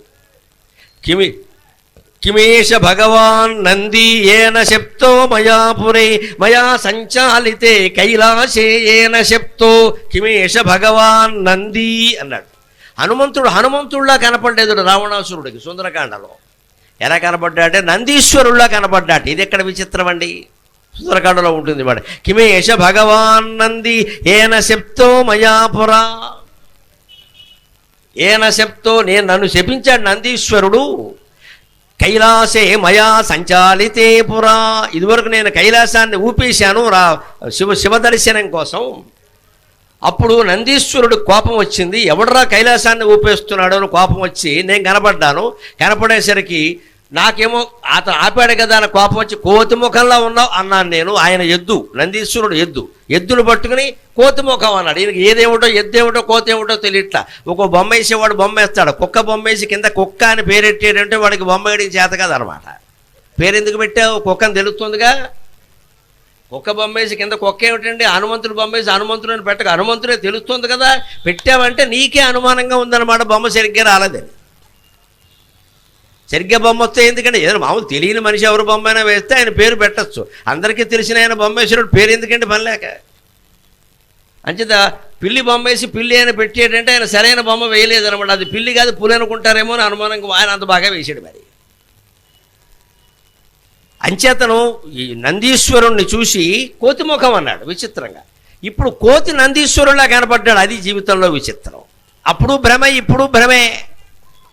అప్పుడు నందీశ్వరుని చూసి కోతిముఖం ఎద్దు ముఖం అనాలి, ఎద్దు కూడా తిట్టేమంటే కదా, ఎవడన్నా బాగా లావుగా ఉంటే ఎద్దులో పరిచామంటారు అనొచ్చో, ఎద్దులో ఉన్నాం అనొచ్చు కదా, ఏమిటో వాడు అనిపించలే, కోతిముఖం అన్నాడు. వాడు గొళ్ళు మండి అన్నాడు, కోతిముఖాలని ప్రాణం తీస్తా అన్నాడు. అది లెక్క రామాయణం. మనం కూడా గుర్తుపెట్టుకోవాలి, ఎవరిని మనం అన్యాయంగా నిందిస్తామో వారి ఉసురు కారణంగానే మనం దెబ్బతింటామండి, అనుమానం ఏం లేదండి. అక్కడ ఒక దుర్మార్గానికి పూనుకునే ముందు ఒక తొందరపాటు మాట తిట్టు ఎవరినైనా మన బంధువుల్ని మిత్రుల్ని నీలాపనిందలు వేసి తిట్టే ముందు బాగా ఆలోచించుకోవాలి. అలా అనవసరంగా నిందించిన వాళ్ళు రామాయణంలోనే బాధలు పడ్డారు మహానుభావులు, మామూలు వాళ్ళు కాదు. అగ్ని ప్రవేశం అప్పుడు సీతాదేవిని అనేక రకాల మాటలు అన్నాడు రామాయణంలో రాముడు. ఇప్పటికీ దాన్ని విమర్శిస్తారు చాలామంది హేతువాదులు, వాళ్ళు పూర్తిగా చదవక విషయం తెలియక అన్నాడు, అనేక రకాల మాటలు అన్నాడు. భర్తగా నిన్ను కాపాడాను నేను, నీ ఇష్టం వచ్చిన చోటుకి వెళ్ళొచ్చు అన్నాడు. అంతకంటే అవమానం ఉందా? ఆ మాట ఎందుకు రాముడి నోట వచ్చిందో తెలుసా? సీతాదేవి ఇంచుమించు అంత మాటనే లక్ష్మణుడిని అందమ్మ. గమనించండి, రామాయణం చదవకుండా మాట్లాడకండి. మాయలేడి కోసం ఆయన వెడితే హా సీత హా లక్ష్మణ అని అరిస్తే వెంటనే ఈయన్ని వెళ్ళమంటే నేను వెళ్ళనమ్మా, నీకు తెలియదు ఇది రాక్షస మాయ. వాడు అనేక రకాల మాయలు చేసేవాడు మిమిక్రీ చేయలేడా? మిమిక్రీ చేసేవాళ్ళు 3 మంది ఉన్నారు ఇక్కడ. అలాగే వాడు రాక్షసుడు లేడి వేషంలో వచ్చాడు, ఇప్పుడేమో ధ్వనిని అనుకరించాడు, హా సీత హా లక్ష్మణ అంటున్నాడు. అది మా అన్నగారి గొంతు కాదమ్మా, నా మాట విను అంటే సీతాదేవి ఎంత మాట అందండి. వెళ్ళట్లేదని, మీ అన్నగారు చనిపోతే నన్ను పెళ్లి చేసుకుందామని చూస్తున్నావు, నేను అగ్ని ప్రవేశం చేస్తాను కానీ నీకు లొంగను అంది ఆవిడ. అంత మాట లక్ష్మణుడిని అనొచ్చా? అందువల్ల ఆవిడికి పట్టిన గ్రహస్థితి చూడండి, ఆ లక్ష్మణుడు చూస్తుండగానే అగ్ని ప్రవేశం చేయాల్సి వచ్చిందమ్మా. అనవసరంగా లక్ష్మణుని నిందించినందుకు దాని ఫలితం సీతాదేవికి తగిలింది కదా. లక్ష్మణుడు కూడా తక్కువ వాడు కదా, ఆవేశపరుడు. అసలు వీళ్ళకి రాముడు అన్నగారు కాకపోతే ఆయన చరిత్ర మరో రకంగా ఉండేది.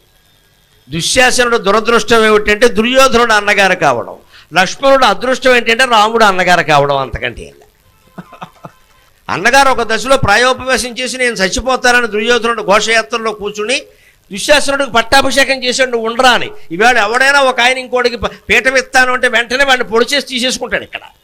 కానీ దుశ్శాసనుడికి ఎంత భ్రాతృభక్తి అంటే ఎట్టి పరిస్థితుల్లో నాకు వద్దన్నయ్యా, నువ్వు లేని రాజ్యం కాదు, నువ్వు లేని ప్రాణం కూడా నాకు అవసరం లేదు, నీతో పాటే నేను చనిపోతున్నా అని అన్నగారి కోసం త్యాగానికి సిద్ధపడ్డాడు దుశ్శాసనుడు. వాడేం తక్కువడు కాదు, భ్రాతృభక్తి. వాడు దురదృష్టం ఏంటంటే దుర్యోధనుడు దొరికాడు అన్నగారి కింద, లక్ష్మణుడు అదృష్టం ఏంటంటే రాముడు దొరికాడు అన్నగారి కింద, అర్జునుడు అదృష్టం ఏంటంటే స్నేహితుడి కింద శ్రీకృష్ణుడు దొరికాడు, కర్ణుడు మంచివాడు, దురదృష్టం ఏంటంటే దుర్యోధనుడు దొరికాడు వాడికి. అంచేత మన అన్నదమ్ముల్ని మనం ఎంచుకోలేము, మన స్నేహితుల్ని ఎంచుకోవడంలోనైనా చాలా జాగ్రత్తగా ఉండాలి. కర్ణుడిలాగా దుర్యోధనుడు లాంటి వాడిని ఎంచుకోవద్దు, హనుమంతుడు లాంటి వాడిని, అర్జునుడు లాంటి వాడిని, రాముడు లాంటి వాడిని, కృష్ణుడు లాంటి వాడిని ఎంచుకోవాలి కానీ రాక్షసులు లాంటి వాళ్ళని ఎంచుకోకూడదు. అన్నదమ్ముల్ని మనం ఎంచుకోలేము కానీ తల్లిదండ్రులను మనం ఎంచుకోలేం, భార్యని భర్తని ఎంచుకోవాలి కదండి, తప్పదు కదా. కాస్త జాగ్రత్తగా ఆలోచించాలి. డబ్బులు ఎంత ఇస్తారు, ప్యాకేజీ ఎంత, లీకేజీ ఎంత అనకూడదు ఇక్కడ. మంచివాడా కాదా, మంచి అమ్మాయా కాదా, సంస్కారం ఉందా లేదా, కాపురం చేస్తుందా చేయదా, వినయంగా ఉంటుందా ఉండదా, మగాడు బాధ్యతగా ఉంటాడా ఉండడా, ఆడదానికి రక్షణగా ఉంటాడా ఉండడా, ధైర్యాన్ని కలిగిస్తాడా లేదా చూడాలి. కానీ ఎంతసేపు డబ్బు డబ్బు డబ్బు డబ్బు, ఇంకేం ఆలోచించట్లేదండి. ప్యాకేజీ ఎంత, ప్యాకేజీ ఎంత, ఆ ప్యాకేజీ కింద చాలా లీకేజీ ఉంది, ఎవడో గమనించట్లేదు ఇక్కడ. అసలు పెళ్లి కొడుకు క్యారెక్టర్ గురించి ఎవరైనా ఆలోచిస్తున్నారా? అమ్మాయి క్యారెక్టర్ గురించి ఆలోచిస్తున్నారా ఎవరైనా? దాని గురించి విచారణ చేయాలి, వాళ్ళకి చెప్పకూడదు. మీకు విచారణ చేస్తామని చెప్పకూడదు, అబ్బో పట్టుచీర కట్టేస్తారు ఇక్కడ, అలా కుదరదు. మన వాళ్ళని పంపాలి, రహస్యంగా పంపాలి, ఆ నగరానికి పంపాలి, వాళ్ళ చుట్టాల దగ్గరికి పంపాలి, వాళ్ళని అడగాలి. అప్పుడు వాళ్ళు చెబుతారు, అమ్మాయి అండి సరే మీ ఇష్టం, ఇంక ఇప్పుడు ఏం చెప్పినా బాగుండదు కదా అన్నాడంటే నమశివాయ వదిలేయడమే మంచిది. ఇంకా మళ్ళీ వివరాలు చెప్పక్కర్లేదు, ఇంకా అయిపోయింది ఏదో గొడవ. లేకపోతే ఎందుకంటాడు అలా కాకుండా బంగారం అండి బాబు, బంగారం అండి అని అన్నాడంటే అంతే లెక్క. మధ్యవర్తులు ఎందుకు అబద్ధం చెబుతారండి? కావలసిన వాళ్ళు ఏదో కావడం కోసం చెబుతారు, మధ్యవర్తులు చెప్పరు. ఏమీ ఆ విషయంతో సంబంధం లేని వాడిని అడగండి, మూడో వ్యక్తిని, పెళ్లి సంబంధం గురించి ఆ ఊళ్ళో ఉన్న వ్యక్తిని చెప్పేస్తాడు. ఇంకా విషయం తెలియాలంటే అదే ఊరు వెళ్ళండి, బడ్డీ కొట్టు దగ్గర నిలబడండి. అక్కడ ఏదో కిళ్ళీలు వేసుకుంటారు, కొంతమంది సిగరెట్లు కాలుస్తూ ఉంటారు, మీరు కూడా అక్కడ లుంగి కట్టుకుని నిలబడండి. మామూలు మాటల్లో భాగంగా పెళ్లి సంబంధం రానియండి. అక్కడ నలుగురు ఏమన్నారో చూడండి, దాన్ని బట్టి తెలిసిపోతుంది. అంత పెద్ద బడ్డీ కొట్టును మించినటువంటి ప్రెస్ ట్రస్ట్ ఆఫ్ ఇండియా లేదు ప్రపంచంలో. ఏ పత్రిక, ఏ టీవీ బడ్డీ కొట్టు ముందు సరిపోతుంది, మొత్తం అన్ని మాటలు అక్కడే ఉంటాయి. పైగా పరమసత్యాలు ఉంటాయి, తేడా ఉండదు అక్కడ. ఎవడు అబద్ధం చెప్పడం, మొత్తం కూర్చొని టీ తాగేవాడు అందరూ నిజాలే చెప్పుకుంటారు. మళ్ళీ ఎవడన్నా పైవాడు వచ్చారంటే మాట మార్చేస్తాడు, మామూలుగా ఉంటే అంతా నిజమే చెప్తాడు. నిజాలు ఉంటాయి, అటువంటి చోట తెలుసుకోవాలి. అందుకని మోసపోకూడదండి ఎప్పుడు కూడా. అందుకని లక్ష్మణుడు తక్కువవాడు కాదు, అన్నగారు మంచివాడు, బాగానే ఉంది. భరతుడు అన్నాడు అదే మాట. అయోధ్య దగ్గర నుంచి భరతుడు ప్రత్యేకం రాముడిని తీసుకెళ్ళడం కోసం వస్తే ఆయన సైన్యంతో సహా వచ్చాడు. వస్తుంటే పెద్ద బాజా భజంతుడు ఏదో సైన్యం అన్నాక మన డమడమలు అన్నీ ఉంటాయి కదా, చప్పుళ్ళు వినపడితే రాముడు ఏమన్నాడంటే, లక్ష్మణ ఎవరో హడావుడిగా వస్తున్నారు, మహారాజులో ఉంది, సైన్యంతో వస్తున్నాడు, ఎవరో చూడవయ్యా అన్నాడు. పక్కనే ఉండే తాడి చెట్టు ఎక్కాడు లక్ష్మణుడు. చూశాను తెలిసిపోయింది భరతుడని చెప్పచ్చు కదా, చెప్పలేదండి. ఇంకా తాడి చెట్టు దిక్కుండానే పైనుంచి హిజ్ మాస్టర్స్ వాయిస్ వాళ్ళ గొట్టం పెట్టి మాట్లాడాడు. ఏమిటో తెలుసా, దుర్మార్గుడు భరతుడు, వాడికి మనం ఇక్కడ కూడా క్షేమంగా ఉండడం ఇష్టం లేదు, నిన్ను నన్ను చంపడం కోసం వస్తున్నాడు. ఇంత మాట అవసరమా? భరతుడు అలాంటి వాడా? వాళ్ళకి తోబుట్టువు కదా. ఆ భరతుణ్ణి అనుమానించి మాట్లాడిన ఫలితం లక్ష్మణుడిని కొట్టేసింది, లక్ష్మణుడిని అనుమానించి మాట్లాడిన ఫలితం సీతాదేవిని కొట్టేసింది, సీతాదేవిని అనుమానించి మాట్లాడిన ఫలితం రాముణ్ణి కొట్టలేదు. ఎందుకంటే ఆయన అనుమానించలేదు, కేవలం ఆవిడ వేదవతీదేవిగా ఆ అరణ్య పర్వంలో మాయమైంది. మళ్ళీ వేదవతి వెళ్ళి సీతాదేవి రావాలంటే ఈ మాటలన్నీ అనాలి, ఆవిడ అగ్నిప్రవేశం చెయ్యాలి. అందుకోసం రాముడు అన్నాడు, రాముడు పరమాత్మ పరబ్రహ్మ, అందుకని ఆయనకి ఆ కర్మఫలం తగలి. మనం ఒకవేళ ఎవరినైనా అనవలసి వచ్చినా మనస్సులో ఏమీ లేకుండా బయటికి అనాలి కాబట్టి అన్నాం అనుకోండి, దాంట్లో ఇబ్బంది లేదండి. మనస్సులో కక్ష పెట్టుకుని అన్నాం అనుకోండి, అది తగిలిస్తుంది ఖచ్చితంగా. అనడానికి ఇది పెద్ద ఉదాహరణ. అందుకని రామాయణం మొత్తంలో ఈయన ప్రధాన పాత్రగా ఉండి అన్నిటినీ నడిపించాడు. అందుకని ప్రకటిత శ్రీరామ వైభవ స్ఫూర్తి పురతో మమ భవతు హనుమతో మూర్తి దారిత దశముఖ కీర్తి. అటువంటి రావణాసురుడికి భయం కలిగించాడు. చూడగానే కిమేష భగవాన్ నంది, ఎప్పుడో ఒకప్పుడు కైలాసంలో నాతో తగాదాపడి నన్ను శపించినటువంటి నందీశ్వరుల్లో ఉన్నాడు. ఏమిటంటే వాడి కర్మ వాడికి కొట్టిందా లేదా? నందీశ్వరుణ్ణి అవమానపరిచాడు. ఆయన కోతిముఖం అన్నాడు. అందుకని ఆయన ఏమన్నాడు, కోతిముఖం వాళ్ళే నిన్ను చంపుతారా అన్నాడు. అందుకని ఈయన ఇప్పుడు కోతి ఏమో నందిలా కనపడ్డాడు. ఎందుకని అక్కడ నంది ఏమో కోతిలా కనపడింది కాబట్టి చేసిన కర్మ ఎంతటి వాడికైనా అనుభవించక తప్పదు. అందుకని అటువంటి హనుమన్ మూర్తికి నమస్కారం. పురతో మమ భవతు హనుమతో మూర్తికి. అలా రామాయణ కథను మొత్తం నడిపించి సీతాదేవి నిందలన్నీ, సీతాదేవి దుఃఖాన్ని హరించి రాముని కీర్తిని ప్రపంచమంతా వ్యాపింపజేసి చివరికి రావణాసురుడి యొక్క కీర్తికి భంగం కలిగించి వాడి చావుకు కారణమైన హనుమంతుడే ఇక్కడ ఒంటి కాలం మీద నిలబడ్డాడు మన కోసం అభయాంజనేయ స్వామిగా. ఆ స్వామివారిని మనం ఆరాధించి ఆచరించి అనుసరించాలి. హనుమత్ పంచరత్న స్తోత్రంలో 5వ శ్లోకం. వానర నికరాధ్యక్షం దానవకుల నికర కుముదర వికర సదృక్షం దీనజనావన దక్షం పవన తపఃపాకపుంజం అద్రాక్షం పవన తపఃపాకపుంజం అద్రాక్షం. వానర నికరాధ్యక్షం. వానరులు కొన్ని కోట్ల మంది ఉన్నారు. నికరం అంటే సమూహం.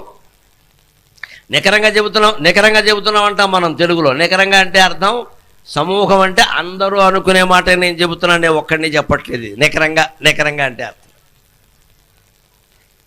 వానర నికరాధ్యక్షం. అంతమంది వానరులు ఉన్న రామాయణంలో హనుమంతుడికే ఎందుకు ఖ్యాతి వచ్చింది? కపీశం, హరీశం, వానరాధీశం, ఈ మాటలన్నీ ఎందుకు ఉన్నాయండి? నిజంగా సుగ్రీవుడికి ఉండాలి కదా. సుగ్రీవుడు రాజు, సుగ్రీవుడి దగ్గర మంత్రి హనుమంతుడు, ఒక రకంగా సేవకుడు. మరి ఈయనకొచ్చిన కీర్తి ఆయనకి ఎందుకు రాలేదు? కారణం ఉంది. ఓ చిన్న రహస్యం తెలుసుకుంటే మనం కూడా వ్యవస్థలో ఎలా ఉండాలో ఇంకో అనుమానం రామాయణం చదివి మనకు కాస్త బుద్ధిమంతులైన వాళ్ళకి వస్తుంది. వాళ్ళకి భయపడి సుగ్రీవుడు ఋష్యముఖంలో ఉన్నాడు కదా, ఆయన దగ్గరే హనుమంతుడు ఉన్నాడు కదా, హనుమంతుడు మహాబలవంతుడు కదా, సముద్రాన్ని దాటగలిగాడు కదా, 100 మంది రాక్షసుల్ని చంపగలిగాడు కదా, సంజీవి పర్వతాన్ని తేగలిగాడు కదా, వారిని ఒక్క దెబ్బ కొట్టేసి సుగ్రీవుడిని కాపాడచ్చు కదండి. ఆ అనుమానం రావాలి. తెలివైన అనుమానాలంటే ఇవి. వారిని దెబ్బ కొట్టేయచ్చు కదా. పైగా మంత్రి తన రాజుకి ఆపదొస్తే కాపాడొద్దా? ఆయన ధర్మం కూడా. కానీ హనుమంతుడు కల్పించుకోవాలా. ఎందుకో తెలుసా? ఇక్కడ హనుమత్ చరిత్రలో ఒక విశేషాన్ని తెలుసుకోవాలి. హనుమంతుడు చిన్నప్పటి నుంచి చాలా అల్లరి మనిషి, పెద్ద అల్లరి, మామూలు అల్లరి కాదు. రామాయణం ఉత్తరాఖండలో ఆయన జీవిత విశేషాలు ఉంటాయి, పరాశర సంహితలో కూడా ఉంటాయి, చాలా ముచ్చటగా ఉంటాయి. అక్కడ ఏం చేసి ఈ అల్లరి పనులు, కోతి పనులు అంటాం ఇప్పటికీ. ఏమీ లేదు, ఆ ఋషులు తపస్సులు చేసుకుంటూ ఉంటే వాళ్ళ గడ్డాలు పట్టుకు లాగేసేవాడు, చేసుకొని ఇచ్చేవాడు కాదు. వాళ్ళ చేతుల కింద యోగదండం ఉంటుంది. యోగదండం అంటే ఏమిటో తెలుసా? ఈ చెయ్యెట్టుకోవడానికి బోటు కాదు అది, కమండలం, యోగదండం ఎప్పుడు ఋషుల దగ్గర ఉంటాయి. మీరు ఋషుల చిత్రాలు గమనించండి, ఏ ఉన్నా ఏం లేకపోయినా కమండలం, యోగదండం ఉంటాయి. కమండలం ఎందుకంటే తపస్సు మధ్యలో ఎప్పుడైనా ప్రాణం పోతుంది అనిపిస్తే ఉపవాసం కారణంగా నీళ్లు తాగడానికి. మనం ఉపవాసం ఉన్న రోజున కనీసం నీళ్ళైనా తాగాలి. మహిళలు ఉన్నారు చాలామంది, గుర్తు కటిక ఉపవాసాలు చేయకూడదమ్మా, కనీసం నీళ్ళైనా తాగాలి. మధ్యాహ్నం అన్నం తినే టైంకి ఒక గ్లాసు మజ్జిగ తాగండి, లేకపోతే కొంపలు అంటుకుపోతాయి తర్వాత. ఉపవాస ఫలం మాట దేవుడికి, ప్రాణం పోతుంది. అంత మాత్రం చేత వచ్చిన దోషం ఏం లేదు. ఓ గెల అట్టిపళ్ళు మళ్ళీ కేజీ ఉప్మా తింటే దోషం, కానీ మజ్జిగ తాగితే ఏమీ లేదు.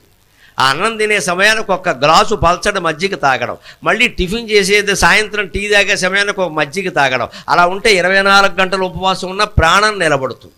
అంటే వాయువు ఎప్పుడు నీటి మీద ఆధారపడి ఉంటుంది. నీటిలోంచే వాయువు పుట్టింది. H2O అన్నారు నీటిని. అంటే హైడ్రోజన్ 2 అణువులు, వాయువు ఆక్సిజన్ 1 అణువు, 2 వాయువులేగా.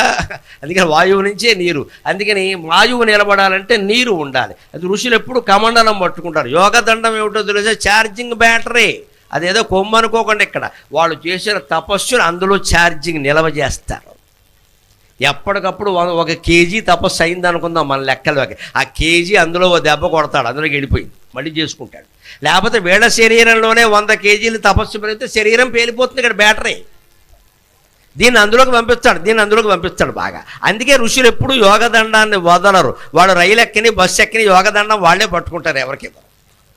ఇప్పటికీ మన సన్యాసుల్లో కొంతమందికి మీరు గమనించండి, వాళ్ళ చేతుల్లో ఉండే దండం వదలరండి. వాళ్ళు మైకు పట్టుకుని మాట్లాడుతున్నా సరే దండం చేతిలో ఉంటుంది. శిష్యుడికి కూడా ఇవ్వాలి.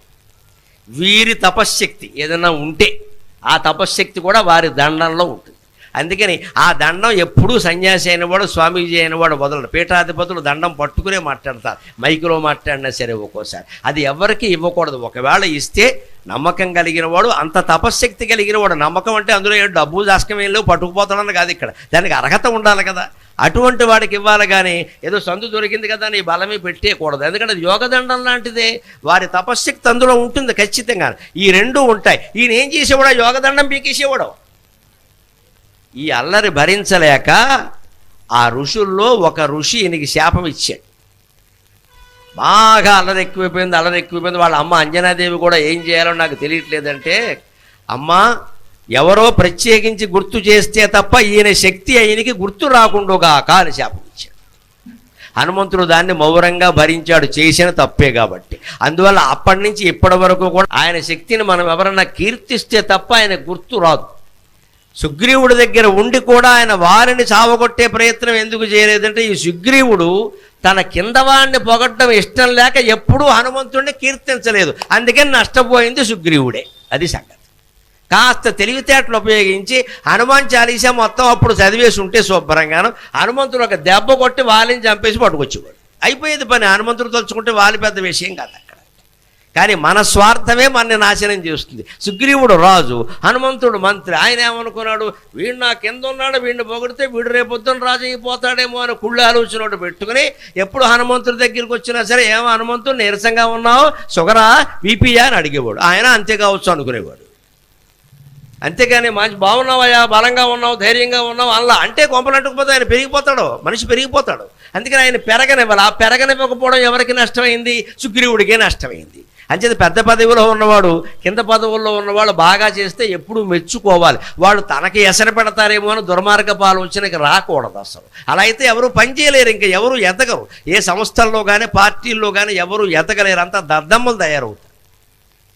ఆ దద్దమ్మలు తయారవకుండా ఉండాలంటే రామాయణం నుంచి గ్రహించాలి. మన కింద ఇంట్లో మంచినీళ్లు మోసేవాడైనా సరే, ఇస్త్రీ పని చేసేవాడైనా సరే, పని మనిషి అయినా సరే బాగా చేసినప్పుడు మెచ్చుకోవాలి. తప్పే ఉంది, వాళ్ళు ఎదిగిపోతారేమో అన్నంత కుళ్ళు బుద్ధి అవసరం లేదు ఇక్కడ. అప్పుడు వాళ్ళు బాగుంటారు. మెచ్చుకోకపోవడం సుగ్రీవుడు కోపం వచ్చింది, వాడిని కాపాడలేకపోయాడు. అందుకని ఆయన ఎప్పుడు మామూలుగానే ఉన్నాడు. అదే రామచంద్రమూర్తి గుర్తించగానే జాంబవంతుడు కూడా వీరసాగర వానరలోకస్య సర్వశాస్త్ర విశారద తూష్ణీమేకాంతమాసీత్వం హనుమన్ కిం నజల్పసి అని జాంబవంతుడు ప్రత్యేకించి పొగిడాడు, కీర్తించాడు. అంటే వీరవానరలోకస్య, వానరలోకంలో నిన్ను మించిన వీరుడు లేడయ్యా. సర్వశాస్త్ర విశారద, సుందరకాండలో ఉంటుంది, కిష్కింధకాండలో ఉంటుంది ఈ శ్లోకం. సర్వశాస్త్ర విశారద, అన్ని శాస్త్రాలు చదువుకున్నావయ్యా. తూష్ణీం ఏకాంతమాశ్రిత్య, అన్ని శాస్త్రాలు చదువుకున్నావు, అంత వీరుడివై ఉపకారం చేయకుండా అలా ఉంటావేమిటయా అని ఎందుకు మౌనంగా ఉన్నావు, ఎందుకు ఏకాంతంగా ఉన్నావు? హనుమన్ కిం నజల్పసి, మాట్లాడవేమయ్యా అన్నాడు. అప్పుడు హనుమంతుడికి నేను సర్వశాస్త్రాలు చదువుకున్నానా, నేనంత వీరున్నా, అయితే జై శ్రీరామ్ అన్నాడు. ఏం పనో చెప్పమన్నాడు, వెంటనే చేసేసాడు. అంచేత హనుమంతుడి దగ్గర మనం ఎప్పుడూ ఆయనకి సంబంధించిన శ్లోకం ఉంది. మనోజవం మారుతతుల్య వేగం జితేంద్రియం బుద్ధిమతాం వరిష్టం వాతాత్మజం వానరయోధ ముఖ్యం శ్రీరామదూతం శిరసా నమామి అని రామరక్షా స్తోత్రంలో కూడా ప్రత్యేకంగా ఉండే ఈ శ్లోకాన్ని చదివే ఆయనకి నమస్కారం చెయ్యాలి. అప్పుడు ఎంత గొప్పవాడైనా కడవంత గుమ్మడికాయైనా కత్తిపీటక లోకువ, ఎంత పెద్దవాడికైనా వేపకాయంత వెర్రు ఉంటుంది. అలాగే హనుమంతుడు ఎంత గొప్పవాడైనా ఆయనకు ఉండే ఒక ఇబ్బంది ఏమిటంటే ఎవరో ఆయన గొప్పతనం చెబితే తప్ప ఆయనకి ఎక్కదు, మామూలు వాడిని అనుకుంటాడు ఆయన. అందుకని ఆయన దగ్గర ఒక్క శ్లోకమో ఓ పద్యమో చదివేసి నాయనా నీ అంత గొప్పవాడు లేడు, నన్ను కాపాడవయ్యా అంటే నీకు ఎందుకురా, నేను వస్తున్నాను కదా పద, నువ్వు బస్సు ఎక్కి నేను వెనకాల వస్తున్నానంటాడు. హనుమాన్ జంక్షన్లో ఆగని బస్సు లేదు, మొత్తం విజయవాడ వెళ్ళే బస్సుల్లో ఆగవలసిందే. ఇక్కడ ఏ ఊరికైనా బస్సు లేని ఉంటాయేమో కానీ ఇక్కడికి బస్సు లేని ఉండదండి, ప్రతి బస్సు ఆగాల్సిందే ఖచ్చితంగా. లేకపోతే గదట్టు కొట్టేస్తాడని ఆర్టీసీ వాడికి కూడా తెలుసు ఖచ్చితంగా. ఇక్కడ ఆపకపోతే గదట్టు కొట్టేస్తాడు, ఏం లాభం లేదురని ఆపేసి ఆయన కూడా ఓ దండం పెట్టుకుని పెడతాడు అక్కడి నుంచి. అందుకని హనుమంతుడిని కీర్తించాలి మనం, ఒక్క మాటతో చాలు, ఎక్కువ అక్కర్లేదు. అందుకని ఆయన లోకమంతా వ్యాపించగలిగాడు. వానర నికర అధ్యక్షం, అంతటి వానరులు అందరూ ఉన్నప్పటికీ, కోట్ల మంది ఉన్నప్పటికీ ఈయనే ఎందుకు అందరినీ ఆకట్టుకోగలిగాడు అంటే బలశాలి కారణంగా, చిత్తశుద్ధి కారణంగా. దానవకుల నికర కుముద రవికర సదృక్షం, రాక్షస వంశం మొత్తం కలువ పువ్వుల తోట అయితే హనుమంతుడు సూర్యకిరణం లాంటి వాట. ఎప్పుడు సూర్యకిరణం పడగానే పద్మం ప్రకాశిస్తుంది, కలువ ముడుచుకుపోతుంది. మనం చెరువులో గమనిస్తే అర్థమవుతుంది. పద్మం సూర్యకిరణాలు పడగానే ప్రకాశిస్తుంది, అదే సూర్యకిరణాలు పడగానే కలువ వాడిపోయి ముడుచుకుపోతుంది. రాక్షస కులమంతా ఈయన చూడగానే ముడుచుకుపోయేదట. అందుకని శంకరాచార్య ఏమంటున్నారంటే దానవ కుల నికర కుముద రవికర సదృక్షం, దానవ వంశం అనేది కలువ పూల తోటకి నువ్వు సూర్యకిరణాల వంటి వాడవయ్యా, దానవుల్ని నశింపజేశావు అన్నాడు. దీన జనావన దక్షం, మన హనుమాన్ జంక్షన్లో ఉండేటువంటి హనుమంతుడు దీనజనులందరినీ అవనం అంటే కాపాడటం కోసం. అందుకే భూమిని అవని అంటారు. అవని అంటే మనని కాపాడేది భూమే కదా, మనం నిలబడ్డామంటే భూమే కారణం. మనం భూమి గుండ్రంగా తిరుగుతున్నా కూడా మనం తలకిందులు అయిపోలేదు, పడిపోలేదంటే భూమే కారణం. అంటే భూమిని మించి మనల్ని ఎవరూ కాపాడగలిగిన వాళ్ళు లేరు. భూదేవి తర్వాత మనల్ని కాపాడగలిగిన ఒకే వ్యక్తి మన తల్లి. తల్లి తర్వాత తల్లి అంటే భూదేవి, భూదేవి అంటే తల్లి. భూదేవి తర్వాత మనల్ని కాపాడేది ఎవరు అంటే తల్లే. అందుకని భూదేవిని తల్లితో పోలుస్తారు, తల్లిని భూదేవితో పోలుస్తారు ఖచ్చితంగా. అందుకని భూదేవిని అవని అంటారు. దీన జన ఆవన దక్షం, దీనులైనటువంటి జనులందరినీ హనుమంతుడు కాపాడి తీరతాడు ఖచ్చితంగా. అటువంటి ఆయన్ని నేను ప్రార్థిస్తున్నాను అన్నాడు. ఎటువంటి ఆయన, ఎలా ఆయన పుట్టుక ఎలాంటిది? పవన పవన తప పాకపుంజం అద్రాక్షం, వాయుదేవుడు అంజనాదేవి ఇద్దరూ తపస్సు చేస్తే ఆ తప పాకపుంజం, ఆ తపస్సు యొక్క పరిపక్వ దశకి వచ్చిన తర్వాత ఆ తపఫలంగా హనుమంతుడు జన్మించాడు. అటువంటి ఆయన ఇక్కడ మనం హనుమాన్ జంక్షన్లో అద్రాక్షం నేను చూస్తున్నాను అన్నాడు శంకరాచార్య. అది స్తోత్రం. ఇప్పుడు ఈ స్తోత్రం చెప్పుకోవడం ఉండే ఫలితాన్ని చెప్పుకొని మనం 5 నిమిషాల్లో సెలవు తీసుకుందాం. ఏతత్ పవనసుతస్య స్తోత్రం యః పఠేత్ పంచరత్నాఖ్యం. ఏతత్ పవనసుతస్య స్తోత్రం యః పఠేత్ పంచరత్నాఖ్యం. చిరమిక నిఖిలాన్ భోగాన్ చిరమిక నిఖిలాన్ భోగాన్ భుక్త్వా శ్రీరామ భక్తిమాన్ భవతి. భుక్త్వా శ్రీరామ భక్తిమాన్ భవతి. ఏతత్ పవనసుతస్య స్తోత్రం, హనుమంతునికి సంబంధించిన వాయుపుత్రునికి సంబంధించిన ఈ స్తోత్రాన్ని యః పఠేత్ పంచరత్నాఖ్యం 5 ముఖ్యమైన శ్లోకాలతో పంచరత్నం హనుమత్ పంచరత్న స్తోత్రం అనే పేరుతో ఉన్న దీన్ని ఎవరు చదువుతారో వారు చిరకాలం ఇక ఈ లోకంలో నిఖిలాన్ భోగాన్ భుక్త్వా అన్ని రకాల భోగాలు అనుభవిస్తారు. హనుమంతుడి యొక్క ఆరాధనలో విశేషం ఏమిటంటే కేవలం జ్ఞానం ఇవ్వడం కాదమ్మా, ఇహలోకంలో కూడా మనకి భోగాలు ఇస్తాడు. మనం అందరం శంకరాచార్యలాగా మోక్షం పొందాలి, జ్ఞానం పొందాలి అనుకోలేము. మనకి జీవితం ఉంది ఇక్కడ, కాస్త సుఖపడాలి అనుకుంటాం, తప్పేం లేదు అందులో. ఎదుటి వాళ్ళ సుఖానికి మనం కాజేస్తే తప్పు, కానీ మనంతటా మనం ఆనందంగా ఉండాలనుకోవడం ఎప్పుడూ తప్పు కాదు. మన ఆస్తులు పెరగాలి, మన అంతస్తులు పెరగాలి, మన పిల్లలు బాగుండాలి, మన కుటుంబాలు బాగుండాలి, ఈ కోరిక ఎప్పుడూ తప్పు లేదండి. కానీ జరగాలి కదా. ఎంతమంది ఇబ్బందులు పడుతున్నారు, అవి జరగాలి అంటే చిరమిక నిఖిలాన్ భోగా, నువ్వు ధర్మంగా కోరుకున్న ప్రతి కోరికని హనుమాన్ జంక్షన్లో ఉండేటువంటి హనుమన్ మూర్తి తీరుస్తుంది ఖచ్చితంగా అని నేను చెప్పడం కాదు, శంకరాచార్య చెబుతున్నారు స్పష్టంగా. చిరమిక నిఖిలాన్ భోగాన్ భుక్త్వా. తర్వాత చూడండి ఎంత గొప్ప మాట అన్నాడు ఆయన, శ్రీరామ భక్తిమాన్ భవతి. మన కోరికలు తీరడంలో వచ్చే ఇబ్బంది ఏమిటంటే తోడిన కొద్దీ బావిలోంచి నీరు ఊరినట్టే తీరిన కొద్దీ కోరికలు మళ్ళీ పుడుతూ ఉంటాయి. తీరిన కొద్దీ పిల్లలు పుట్టలేదు అనుకోండి, పిల్లలు పుట్టలేదు అంట. పిల్లాడు పుట్టాడు అనుకోండి, ఏమిటో వాడు అనారోగ్యంగా ఉన్నాడు అంటారు. వాడు ఆరోగ్యంగా కూడా ఉన్నాడు అనుకోండి, బళ్ళో చేర్చి ర్యాంక్ రాలేదు అంటారు. ర్యాంకు కూడా వచ్చింది అనుకోండి, ఇప్పుడే ఉంది ఇంటర్మీడియట్లో ర్యాంక్ రావాలంటారు. ఇంటర్మీడియట్లో కూడా ర్యాంక్ వచ్చింది అనుకోండి, ఎంసెట్లో రావాలంటారు. ఎంసెట్లో కూడా వచ్చింది అనుకోండి, మెడిసిన్లో సీట్ రావాలి, ఇంజనీరింగ్లో సీట్ రావాలంటారు. అందులో కూడా వచ్చింది అనుకోండి, తర్వాత మంచి ఉద్యోగం రావాలంటారు. మంచి ఉద్యోగం కూడా వచ్చింది కానీ టీసీఎస్లో రాలేదు, ప్యాకేజీ తక్కువ అంటారు. టీసీఎస్లో కూడా ఉద్యోగం వచ్చింది అనుకోండి, ఈ సన్నాసికి ఇవన్నీ చేసరికి 30 ఏళ్ళు దాటే కూడా పెళ్లి సంబంధాలు అవ్వవు. మా అబ్బాయికి పెళ్ళి అవ్వట్లేదు అంట అని హనుమంతుడికి దండం పెడతారు. ఆయన ఏమనుకుంటాడు, నాకు అవ్వలేదు నా అబ్బాయి, నన్ను ఏం చేయమంటావా? కనీసం మనకి ఎవరిని ఏం అడగాలో కూడా తెలియదు. పెళ్ళి ఎవరిని అడగాలండి? పెళ్ళైన దేవుళ్ళని అడగాలి, రాముడిని అడగాలి, కృష్ణుడిని అడగండి. 16,000 మంది నుంచి కట్టేస్తాడు, గొడవ ఉండదు. ఇంకా మళ్ళీ నోరెత్తక్కర్లేదు. ఇంకా 16,000 మంది. మనం ఎవరిని అడుగుతామంటే షిరిడి సాయిబాబా నేను హనుమంతుడి దగ్గరికి వచ్చి పెళ్ళి అడుగుతాడు. వాళ్ళందరికీ పెళ్ళి ఎవరై వాళ్ళని అడగడం ఏంటంటే పెళ్లి గురించి ఆయనకి ఏం సంబంధం? నేను ఉన్నారుగా సుఖంగా పెళ్లి కాకుండా ఉండరాదా అంటాడు ఆయన. అందుకని పెళ్ళి అవ్వలేదు అంటాం కదా. పెళ్లి కూడా అయింది అనుకోండి, తర్వాత 2-3 ఏళ్ళు అయ్యాక మా కోడలు నీళ్ళు వేసుకోలేదు, అసలు ఈ అత్తగారు నీళ్ళు వేసుకోకుండా ఉంటే ఈ గొడవేది ఉండేది కాదు. ఇదే కోరికలంటే. అందుకే కోరికలు కోరద్దంటారు దేవుడి దగ్గర. దానికి అంతం లేదు, దరి లేదు, కోరుతూనే ఉంటాం అలాగా. పైగా మన బుద్ధి ఎలాంటిదంటే తీరిన కొద్దీ ఇంకా కోరతాం, 10 మందికి చెప్తాం నేను మొక్కుకోనా, నువ్వు కూడా మొక్కుకో అంటారు. ఈ కోరికల్ని జయించాలి. అది ఎప్పుడు సాధ్యమవుతుంది తెలుసా? రామభక్తి సామ్రాజ్యం ద్వారా సాధ్యమవుతుందమ్మా. శ్రీరామ భక్తి కారణంగా మనం కోరికల్ని జయించగలుగుతాం. అందుకే శంకరాచార్య ఏమంటున్నారంటే శ్రీరామ భక్తిమాన్ భవతి. అంతిమంగా ఈ స్తోత్రాన్ని చెప్పిన వాళ్ళు విన్నవాళ్ళు కూడా రామభక్తులు అవుతారు ఖచ్చితంగా. రాముడు ఏ కోరికలు లేకుండానే అన్నింటినీ జయించి ధర్మంగా పరిపాలన సాగించగలిగాడు. అటువంటి రామరాజ్యం మనకి కూడా ఏర్పడాలి అని కోరుకుంటూ స్వస్తి ప్రజాభ్య పరిపాలయంతాం న్యాయేణ మార్గేణ మహీషాః గోబ్రాహ్మణేభ్యః శుభమస్తు నిత్యం. లోకాః సమస్తాః సుఖినో భవంతు. లోకాః సమస్తాః సుఖినో భవంతు. స్వస్తి.